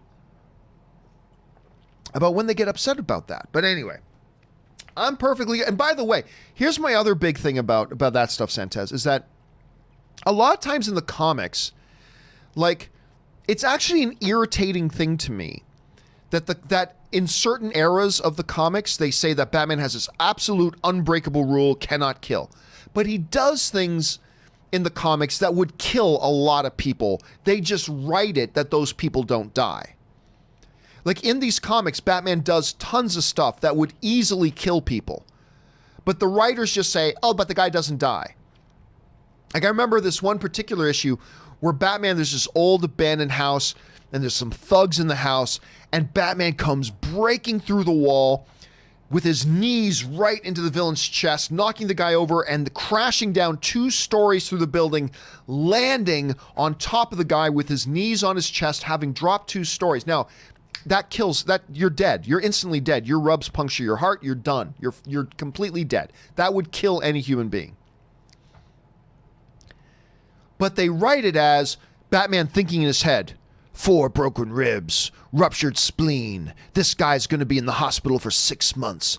No, that would have killed him. But the writers of Batman cop out and just say, oh no, look, he just broke his ribs. No. If Batman did that to somebody, they die. Okay, they die. Batman does tons of things to people in the comics that they just write don't die, but it would easily have killed them. It would have totally killed them. But they write, so number 1, he has killed in the comics. Number 2, he's killed in the movies plenty of times. Number 3, a lot of times the Batman writers just cop out. They have Batman do tons of things that would easily kill people. They just say that it doesn't kill them. So it's a dangling thread that as soon as you start pulling on it, the entire sweater unravels. But anyway, that's just my kind of take on it. Okay, let's keep moving on here. Chris Warden writes, my biggest complaint about the MCU has always been at the end of Iron Man 3, Robert Downey Jr. retires the suit, and then in Age of Ultron, he's suddenly Iron Man with very little explanation. Oh, yeah. Uh-huh. But here's the thing. They've done that several times. Where, okay, look, Thor, The Dark World ends with Thor giving up his throne and just the love of his life is Jane and my world is now revolving around you. And then we never saw her again for years. Until Endgame, right? We just hear a random offline. Jane and I have broken up. It was a mutual dumping, right? It's like, wait, you just did this whole thing where you ended the one movie, you gave up your throne, your birthright, all to be with the woman you love. And then they just kind of abandon that. They do that. Remember, the thing about, and I cut the MCU some slack for that, because time passes in between movies. So we can only assume life goes on in between the movies and things happen. And they don't have to document for us everything that happens. We don't need to know. Like, ultimately, was it important that we find out what was the process that took place in between the end of Iron Man 3 and Age of Ultron that got Tony back to the place where he's at? Was it really important that we know that? Or was it only important that we just know that Tony's back? You can make an argument it wasn't important. But I get you, Chris. I totally get you, because I've had those conversations myself, brother. I just cut them some slack on that.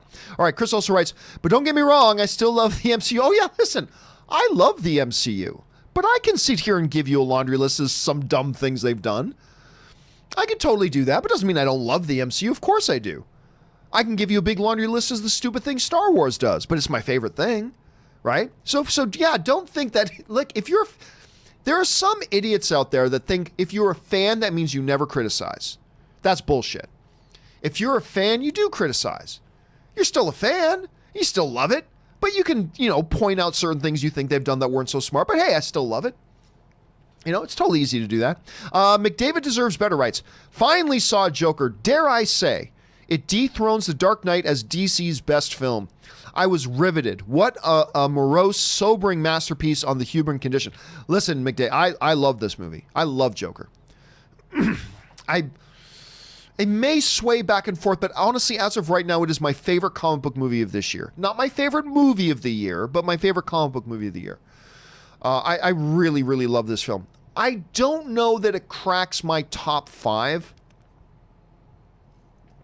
I don't know if it cracks my top 5 favorite comic book movies ever. And I still prefer The Dark Knight over Joker. And dare I say, I still probably prefer Man of Steel over Joker. But then again, I love Man of Steel more than most people do. But it's wonderful, man. And I'm glad you had a chance to see it. I'm glad you enjoy it. And by the way, how about them Oilers and them Leafs this year so far, huh?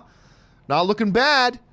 Not looking bad, right? Anyway, Miguel Zayin writes, speaking of, I'm going to assume that's Batman. Speaking of Batman, just finished reading The Long Halloween. That's a nice one. And I liked it.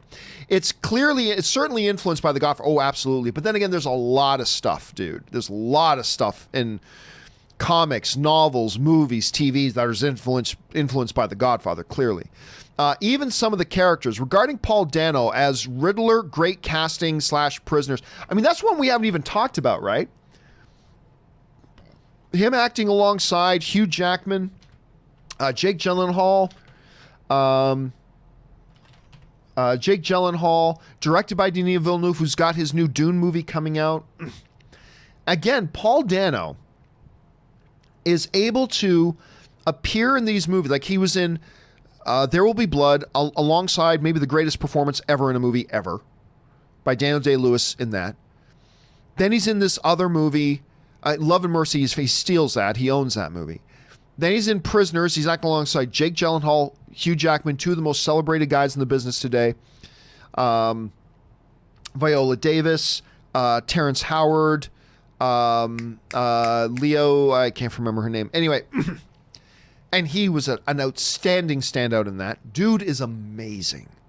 He's an amazing talent.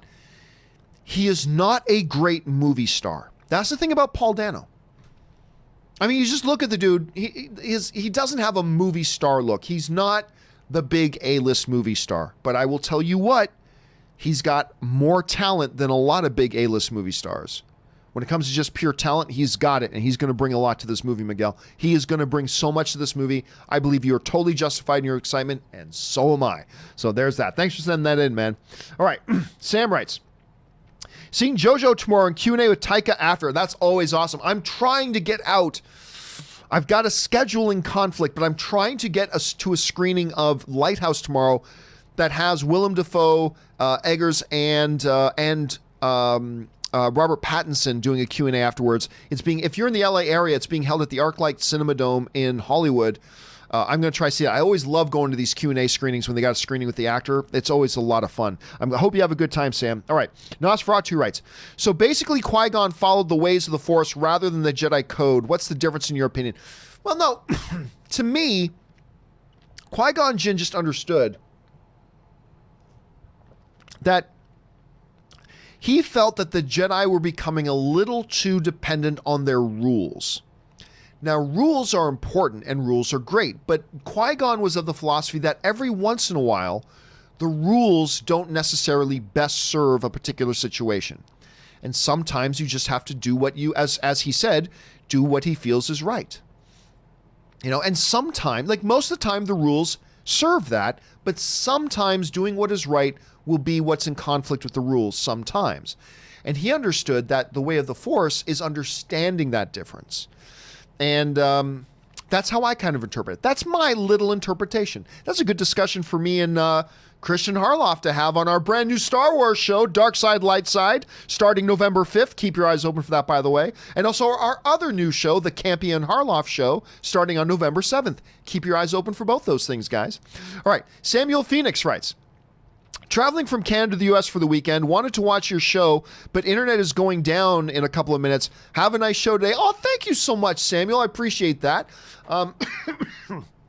Enjoy your trip down to the U.S. I'd be curious to know where you're going. If you're heading like on the West Coast, East Coast, you're going to like Chicago, you're going to like New York, you're going to California, something like that. Anyway, either way, enjoy yourself. And the great thing about the YouTube videos is they're good. The show's going to be there later when you do have internet. That's the great thing about this thing. Anyway, have a safe trip, Samuel. I hope you have a good one.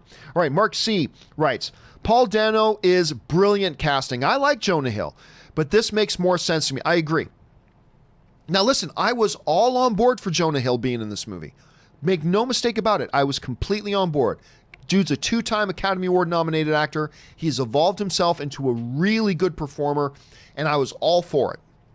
That said, like I mentioned a little bit earlier, Mark, if Warner Brothers calls me and says, Campea, we got Jonah Hill, we got Paul Dano, which one should we put in? I'm going to go Dano. Now, that's no disrespect to Jonah Hill, because I think the dude has evolved great. By the way, if you haven't seen War Dogs with him and Miles Teller, watch that, because that movie's really good, and Jonah Hill's also really good in that movie. Anyway, okay, Jesse writes, John, you didn't think the first Zombieland was a perfect 10 or an absolute 0? Blasphemy. I know, right? We joke about that all the time here, Jesse, that we live in a culture right now where everything is 10, 10, 10. I call it the 10, 10, 0, 0 culture. If anybody likes a movie, it's a perfect 10. If anybody slightly dislikes a movie, it's awful. It's the worst thing ever. It's a 0. Like, I give a movie very common sense. A movie is solid. I quite enjoyed it. I thought a lot of upside and really enjoyed it. 7 out of 10, good, solid score. But I would give those, like that score, this is why I don't give numerical scores to movies anymore, because everybody interprets a numerical score in a different way. So I would give a movie a 7, and inevitably I'd be flooded. Why did you hate this movie, John? How dare you? In 2014, you gave this other movie a 7.5. How dare you give that movie a higher score than this movie? Oh my God, I couldn't take it anymore. Couldn't take it anymore. So I just stopped giving numerical scores to movies. Now when I review movies, I just tell people what I think about the movie. Talk about what I liked about the movie, talked about what I didn't like about the movie, gave you my overall impressions of it, and I leave it at that. Because I just found that giving numerical scores meant nothing to people. I could give something an 8, and people would think that means I hated it. I could give something a 4, and some people would think, so you think this is the worst movie ever made? No, if I thought it was the worst movie ever made, I'd give it a 0. I think 5 is the tilting point between liked it and didn't like it. So if it's just at 4, that means, hey, you know, not total dumpster fire, but it wasn't good enough for me to call it a good movie. But you give it a 4, and people are like, so you're saying this is the worst thing ever? It's like, yeah. It's the 10 out of 10 and 0. It's and the 0 culture. That's what we're in right now, unfortunately. Stubble McShave writes, kids will run out when Barney injects H in the first scene. We're going to subvert expectations. Barney's going to come from a broken background, addicted to sex and alcohol, until one day he realizes that he loves you and you love him. and it turns his life around. Yeah, I can just see it now. I can see it now, Stubble. I can see it now. The movie writes itself. Jeffrey Mao writes, so glad I didn't have kids when Barney was around. Yeah, me too, buddy. Me too. All right, K Major writes, they're handing out bags of weed with each adult ticket purchase for Barney. See? Listen, guys, you got to get high to watch Barney, for you to wrap your head around the paradox of what's coming for you as we subvert your expectations. This is Barney, right? Like, this is the dinosaur. I want to be your friend. That's not a real song. I just made that up. But this is Barney the dinosaur, right? Anyway. Handing out bags of weed. Tanny Slater writes, what if they made Barney a horror film? Hey, I'll tell you what. You want to do that? They're clearly not. But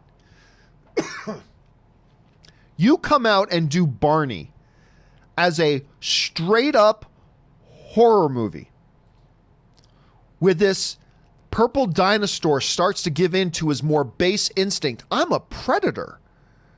I'm a predator. And the internal DNA instincts of catching and devouring and destroying his prey. And all of a sudden, like, little Bobby and little Jilly come over for their playtime over at Barney's Funhouse, and Barney rips them to shreds. Blood everywhere, weeping parents. Oh, God, you want to subvert expectations? I'll tell you what, Tanny, you sign me up. You sign me up. Sign me up for that. And I'm totally down. I am totally down. All right. Next up. Hold on a second. Reading an interesting email right here. All right. Guys, I'm going to tell you this right now. I'm getting information right now. For the sake of anonymity, I'm not going to say who this is coming from. I'm getting information right now that says the Star Wars trailer is dropping tomorrow night. I'm getting information right now saying the Star Wars trailer is indeed dropping tomorrow night. So there's been some speculation and some wondering about that, but I'm being told it's dropping tomorrow night. So, whether that's actually true or not, I can't speak to that. I can't speak to that. But I am being told it's tomorrow night. So, is it? I don't know. Hold on a second. Let me see. So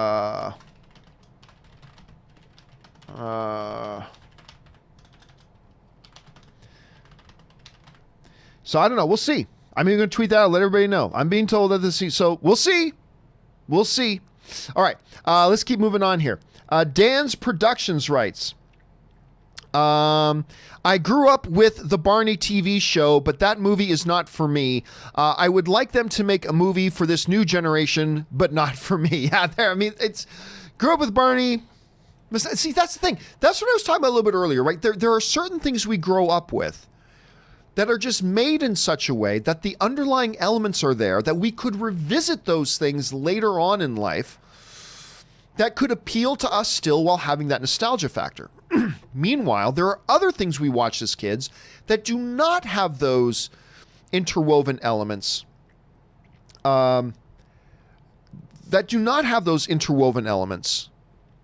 there to provide us with that later on, right? And it just seems to me like, again, I'll go back to what I said earlier, Sesame Street. I love Sesame Street as a child, but it doesn't have those elements that would make it that later on in life, I'll want to go back and revisit that. It's not like a He-Man or a She-Ra or Transformers or things like that. It's just not that one is better than the other for kids. It's just that some are better positioned to have nostalgia factors for us that we want to revisit them as adults later on. But I know I could be wrong about that. I'm not an expert in this. I could be totally wrong about that. All right. Isaac Peebles writes, maybe Barney will be akin to Banana Splits movie. I've never seen a Banana Splits. I've never even heard of a Banana Splits movie, Isaac. So I can't comment on that, but maybe you're 100% right. Corey Harper writes, break me off a piece of that fancy feast. Andy. Is that something from The Office? Break me off a piece of that fancy feast. I don't know what that's from. The reference went right over my head, Corey. All right, Mike Thompson writes, what has The Rock been cooking? Yeah, what has The Rock been cooking? Apparently it's something to do with Black Adam. Very slow simmer time, but maybe it's finally good. If you smell... Dude has the greatest mic skills of all time. Right up there with Roddy Piper.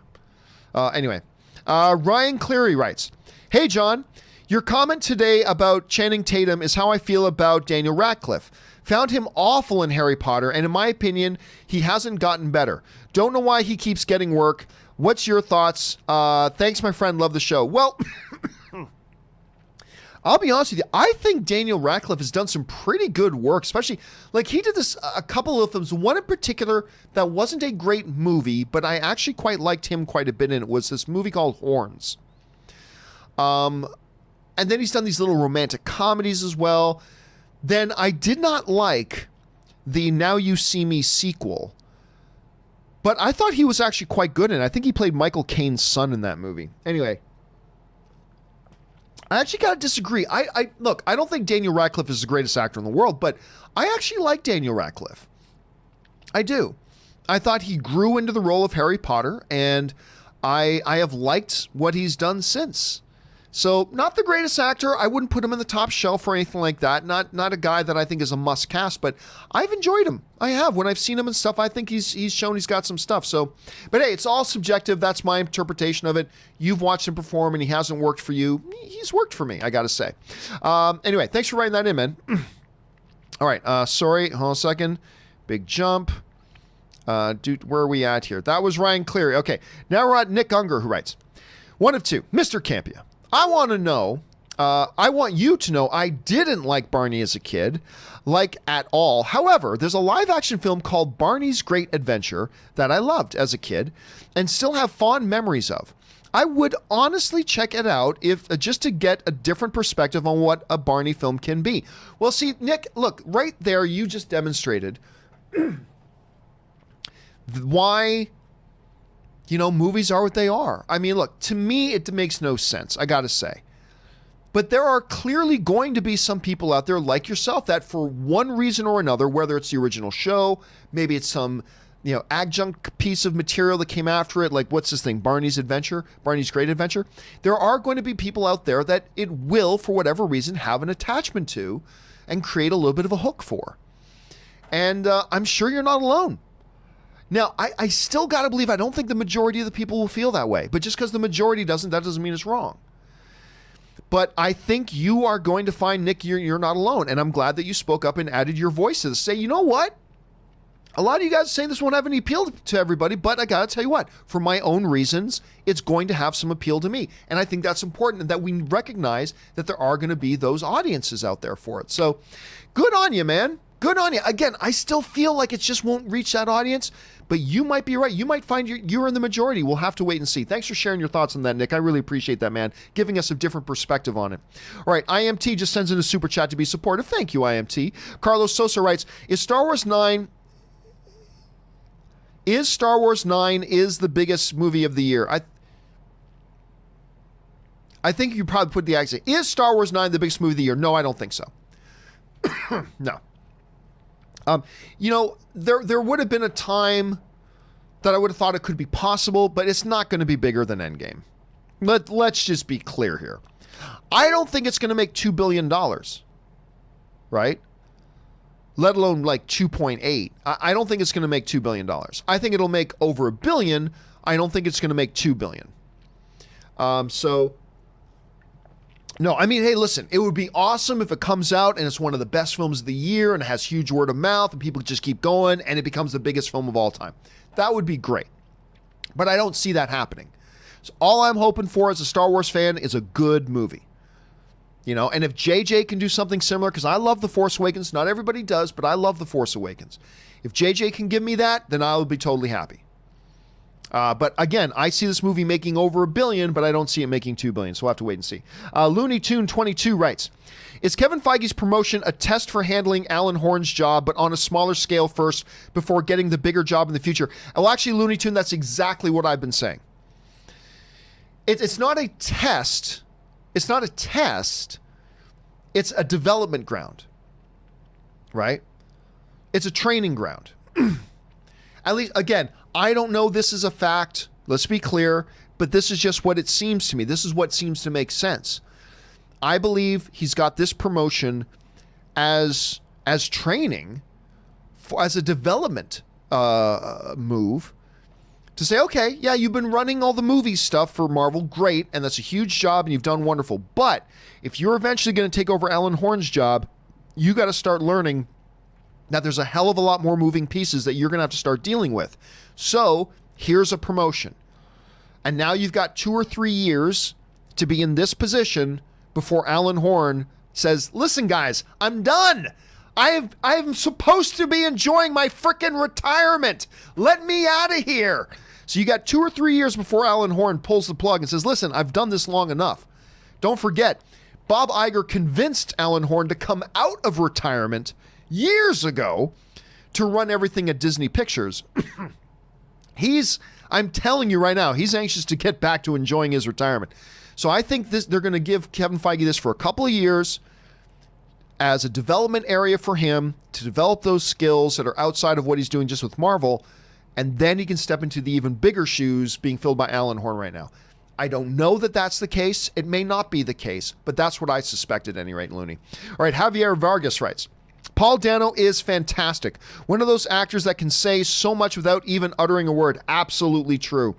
Over the moon about him as Riddler. Can't help but imagine if it was a solo Riddler movie a la Joker. Well, we talked about that the other day.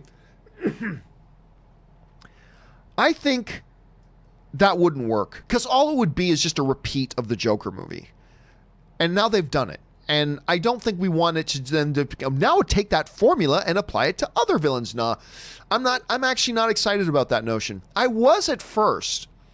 I was like everybody else. When I first saw Joker, I thought, oh my God, can you imagine what they could do with this with other Batman villains? But then the more I thought about it, and Rob and I talked about this the other day, the more I thought about it, I would think, you know what? No. Then it would just become a formula. Joker was unique, and it worked uniquely for him. Let's not do that to all the other things now and just start following a cookie cutter approach. Let it be. But I'll tell you what, Javier, I am so with you on this. I'm so down with this Dano casting. It just, the amount of talent they are packing into this Batman film at this point is impressive. Is really impressive. Can they now take that potential and turn it into a great movie? We'll find out. But right now they're off to a good start. All right. Javier also follows up and writes, by the way, big fan since the AMC days. Much love and support. Thank you so much, Javier. I appreciate that, man. And thanks for being around ever since the AMC days. It's always fun and funny hearing how many people have been around since the AMC days. But then every once in a while, I get messages from people also telling me that they have been around and watching since like my movie blog days. Like going way back, like real OG people, like back when I was doing my website, the movie blog. And it's always cool to hear that from people. So thanks so much for that, Vargas. Suthius writes, hey, Mr. C, thoughts on Frost this season? Always loved her. Oh, you're talking about on Flash. Always loved her and like how Caitlin is taking a back seat, but I'm questioning why they did what they did to her in the second episode. That takes away from who Frost is. Well, unfortunately, Suthius, I have no idea what you're talking about why I saw the second episode, but I have no idea what you're talking about. So generally speaking, Killer Frost is the other side of the personality of Caitlin. And what they did this year was that Killer Frost finally came out and said, you know what? I don't just want to come out when I'm needed. I want to live my life too. So Caitlin has arranged that she's going to go back into the subconscious and let Frost come out and live a little bit of a life as well and not just come out when she's needed. It's a really neat approach, story-wise. It's a really neat approach. But I'm thinking about the second episode now, and I'm not quite sure what you mean by I'm questioning why they did what they did to her in the second. I don't know what it is we're talking about there, Suthia. So unfortunately I can't comment on that. But I really do like what they're doing with her this season so far. I really do. Stephen Hunt writes, Miss Schnepp every day. I'm sure he's proud of you. Like seriously, like whenever it becomes particularly obvious when like we went to go see Endgame. When I saw Spider-Man Into the Spider-Verse. I remember I came out of Spider-Man Into the Spider-Verse and my very first thought is, oh my God, Schnepp would have loved that. It becomes really obvious when Christian and I sat down and did that live stream the other day. Because it's like, you know what? The last time we sat down and did a live stream together, Schnepp was here. It really does. And he was the king of the sweaties, man. He was the king of the sweaties. Sam Demner writes, what do you think of our Pats says Batman isn't hero? Again, I need to see the comments in context. Everybody just tends to take one line without looking at the overall context in which that line was given. And I haven't read that whole context yet, so I can't really give a thought on it at this point. Let's see. Another big jump. Sorry. Mark Blazer writes, isn't Paul Dano in that movie Looper? Yes, he is. He's in there with Joseph Gordon-Levitt. Absolutely, he is. As a part of Gordon-Levitt's gang, got fridged early, though. Yeah, he was in that, which I was really excited. Didn't have as big of a role in that movie, but he didn't need to have that big of a role. I love that movie, by the way. Looper's fantastic. Jesse writes, for crying out loud, Bale's Batman blew up the entire League of Shadows headquarters in Batman Begins. Do people think that did not kill someone? Oh, that killed a lot of people. And by the way, that fact is also included in that Batman kill count video, which you should go and check out. But it's a good observation, Jesse. Good observation. Kills a lot of people. Nick writes, begs the question, what movies will not be remade? You know what? As far as I'm concerned, Nick, I remake everything. The timing needs to be right, but remake everything. Even remake Star Wars at some point. When you're done this iteration of Star Wars and you wrap it up, remake Star Wars later. I don't care. Because if you make a good one, then we got another good movie. If you make a bad one, who cares? We still have the original. I'm all for it. Remake everything. Why not? Sunila Shetty writes, watched Maleficent today. Wasn't good, but I wanted more Maleficent, the actual Mistress of Evil. Have you watched it, John? I did. I put up my review of it the other day, actually. And you know what? One of the things I said is this. I think that Maleficent 2 is better than Maleficent 1, but still not great. And one of the things is this, and this is what I said. I said, when Angelina's on screen as Maleficent, this movie works. This movie is running on all cylinders when she's on screen as Maleficent. The problem is that considering the movie stars Angelina Jolie and considering the name of the movie is Maleficent, there's not as much Maleficent in this movie as you might think there would be. There's at least half the movie she's not in. And if you had had more of her in it, I think this would have been an improvement of the film. But anyway, that's just kind of my take on it. All right, Nick writes, also seems like anything these days can get a sequel. Yeah, well, listen, if people think there's somewhere else to take a story, then take the story. I mean, look, most movies do not get sequels. I mean, the vast, vast, vast majority of movies that come out don't get sequels. But a lot of them do. And, why not? Why not? Take a shot at it. If you've got a good... Listen, I hated the first Star Trek movie, but I'm glad they made a sequel. I'm glad they made Wrath of Khan. You know what else I didn't like? I didn't like the first Rush Hour. I thought that movie was bad. Terrible movie. But you know what? I love Rush Hour 2. They're not often, but sometimes we get sequels that actually end up being better than the originals, even when the originals were bad.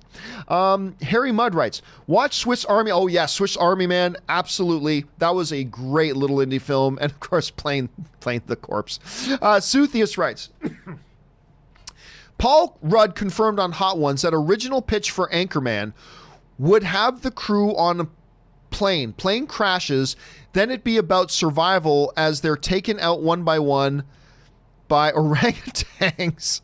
I'm intrigued. So wait a minute. So you mean he actually gave a pitch for Anchorman 3? Is that what you're talking about? Okay, again, on its surface, that sounds like kind of a ridiculous YouTube video, but in the head, like here's the thing. Anchorman to me is a top 10 comedy of all time. I love Anchorman. Love, love, love, love it. I liked Anchorman 2, but it was not on the same level as the first Anchorman.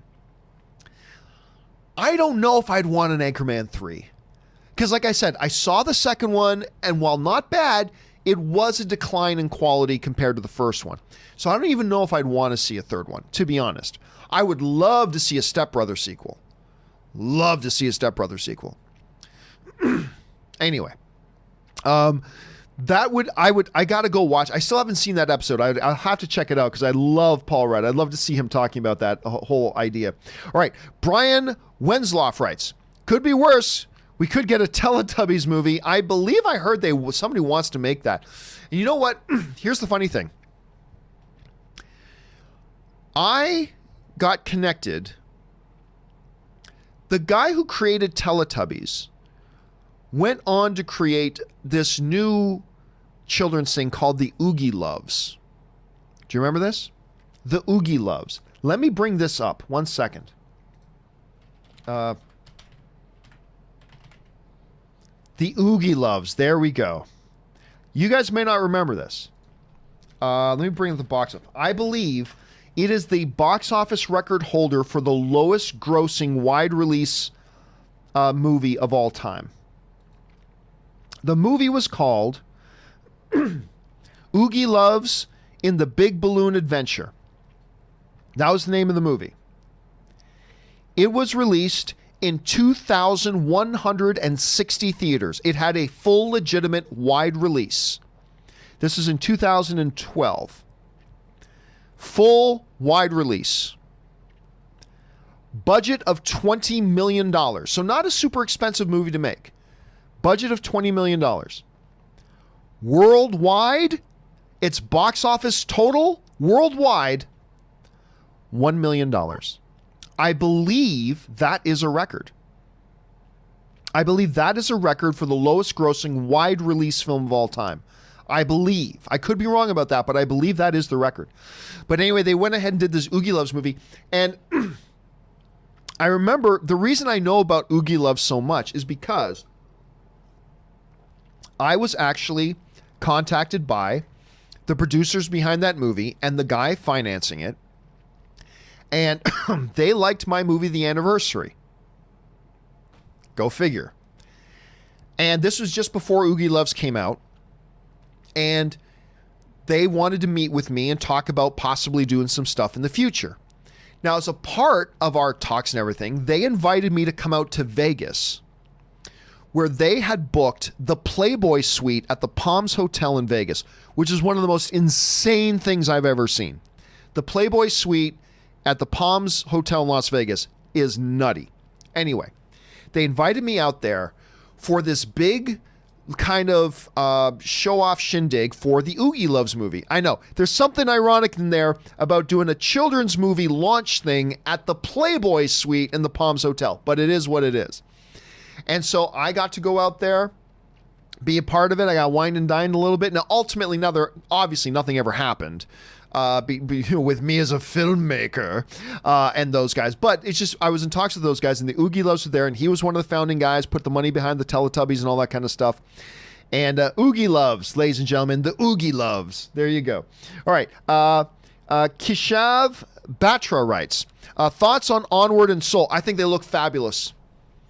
At D23, they showed us a bunch of footage for both of those films. I'm really more so intrigued with Onward, but Soul looks a lot more interesting than I thought as well. They showed us some great stuff at D23. Suthius writes, nope, Pitch. Oh, Pitch was for the first Anchorman. Really? Oh, that's intriguing. Huh. What a different movie that would have been. Nick writes, what film sequel and remake would you want the most? Well,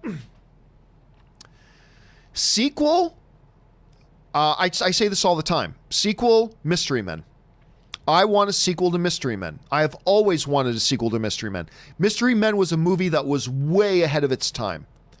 And I think it would totally have a sequel to it would be perfect today. Get Hank Azaria and Ben Stiller and, William H. Macy and get them all back together. Gina Garofalo, get them all together again.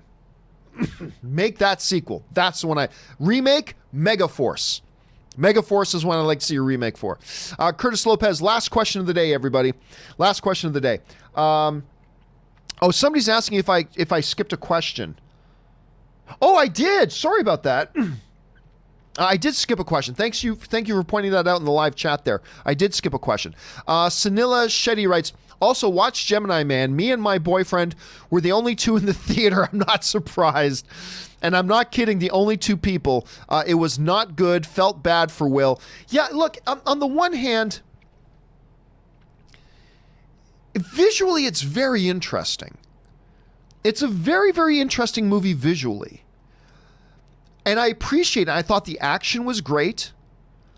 The concept was decent, but it was such a bad script. The dialogue was at times painful. Every little plot turn you could see from miles away. And a lot of the things they did just didn't make any sense. Now, look, I still had a moderately good time watching the film because it was this new display technology. The whole young Will Smith thing I thought was fun. The action sequences I thought were really quite good. But it had a lot of weaknesses, Sanilla. A lot of weaknesses, unfortunately. So I'm not surprised you were the only two people there. Let's see.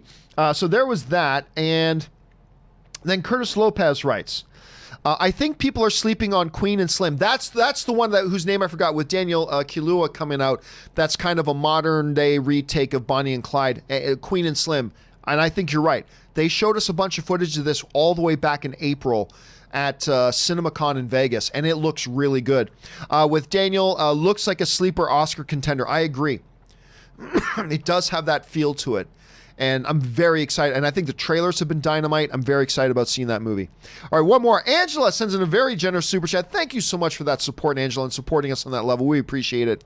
Angela writes, found Lighthouse in my area. Nice. So I went to go see that. Really liked this movie. I know I asked yesterday what I should see. Thanks. Glad I found this at AMC to see. Thanks for everything you do. Just became a Patreon member and glad to support your channel. Oh, thank you so much, Angela, very much. Well, first of all, number one, as you've already heard other people say during this broadcast, they can't find Lighthouse where they're living. So you got really lucky that you found it playing somewhere near you. Now, for the rest of everybody else, don't panic. They are going to roll this thing out into a wider release. Just got to be a little bit patient. So I'm glad to go. Now, what do you really like the movie? That's good to hear. I'd be curious to know. Do me a favor, Angela, if you wouldn't mind. Email me at john@thejohncampeashow.com. If you could email me and let me know what you thought of Robert Pattinson's performance. Look, we all know that Dafoe is going to be brilliant because Dafoe's always brilliant. So we just take that for granted. But do me a favor and let me know what you thought about Robert Pattinson in that. I'd be curious to know what Robert Pattinson does in that. So again, Angela, thank you for the support with the super chat. Thank you for becoming a Patreon supporter. And by the way, for the Patreon supporters, don't forget, guys, after this show is done, about 15 minutes after we're done the show, I'm going to be going over to our Discord server for the Patreon folks, and we're going to be doing a little post-show chat, a little 20-minute post-show, post-John Campea Show chat. Coming over and join us there. So again, thanks a lot, Angela. All right, two more quick ones came in here. Nick writes, is Doom Patrol kind of like Mystery Men? Not really. I mean, thematically, Misfits become a superhero team. I guess if you look really, really surface and really, really general, but they're very, very different in most ways. And then K Major writes, I want a sequel to I Am Number 4. Come on, Hollywood. Well, problem is nobody went to go see it. But I didn't mind I Am Number 4. Didn't mind it. Had some possibilities in there. The mythology they created for I Am Number 4 was really quite good. I really liked the mythology they built up. So there was some potential there. And Darth Devo Knievel writes, can't find Lighthouse. Maybe they need... But maybe they need a new bulb. You had to slip that one in there, Darth. You had to slip that one in there. All right, guys, listen. That will do it for me for today's installment of the John Campea Show. Thank you so much for being here. Again, don't forget, for you guys who are Patreon supporters, we got our post-show chat coming up here. Keep your eyes open for that. Also, for those of you who didn't know, we relaunched The Weekly Hero this week. The episode's already up on the YouTube channel. Reminder to everybody that coming up, we're almost there in November. First week of November, we got two brand new shows. One is going to be on this channel. One is going to be on the Schmodown channel. Me and Christian Harloff are now doing 2 shows a week now, starting in November. We've got our Star Wars show called Dark Side, Light Side. That's going to be debuting on November 5th on the Schmodown Network. You can see me and Christian talking Star Wars there. But then on Thursdays here on the John Campea channel, we got the Campea and Harloff show. We're going to be wrapping up and talking about and debating, because, you know, me and Christian often do not agree, and we get into it. We're going to be debating the biggest things from that week. So it's going to be kind of a week recap show, and that's coming up soon. So keep your eyes open for that. We're both very excited about it. And thank you to all of you guys for being here, making this a fun Friday for me. To all of you guys who sent in super chats, thank you, because number one, you gave us great fun things to talk about, but number two, you supported the channel along the way, and we all here thank you for that very, very much. All right, guys, that will do it for me for today. Thank you so much for being here and being a part of this. My name is John Campea, and until next time, bye-bye.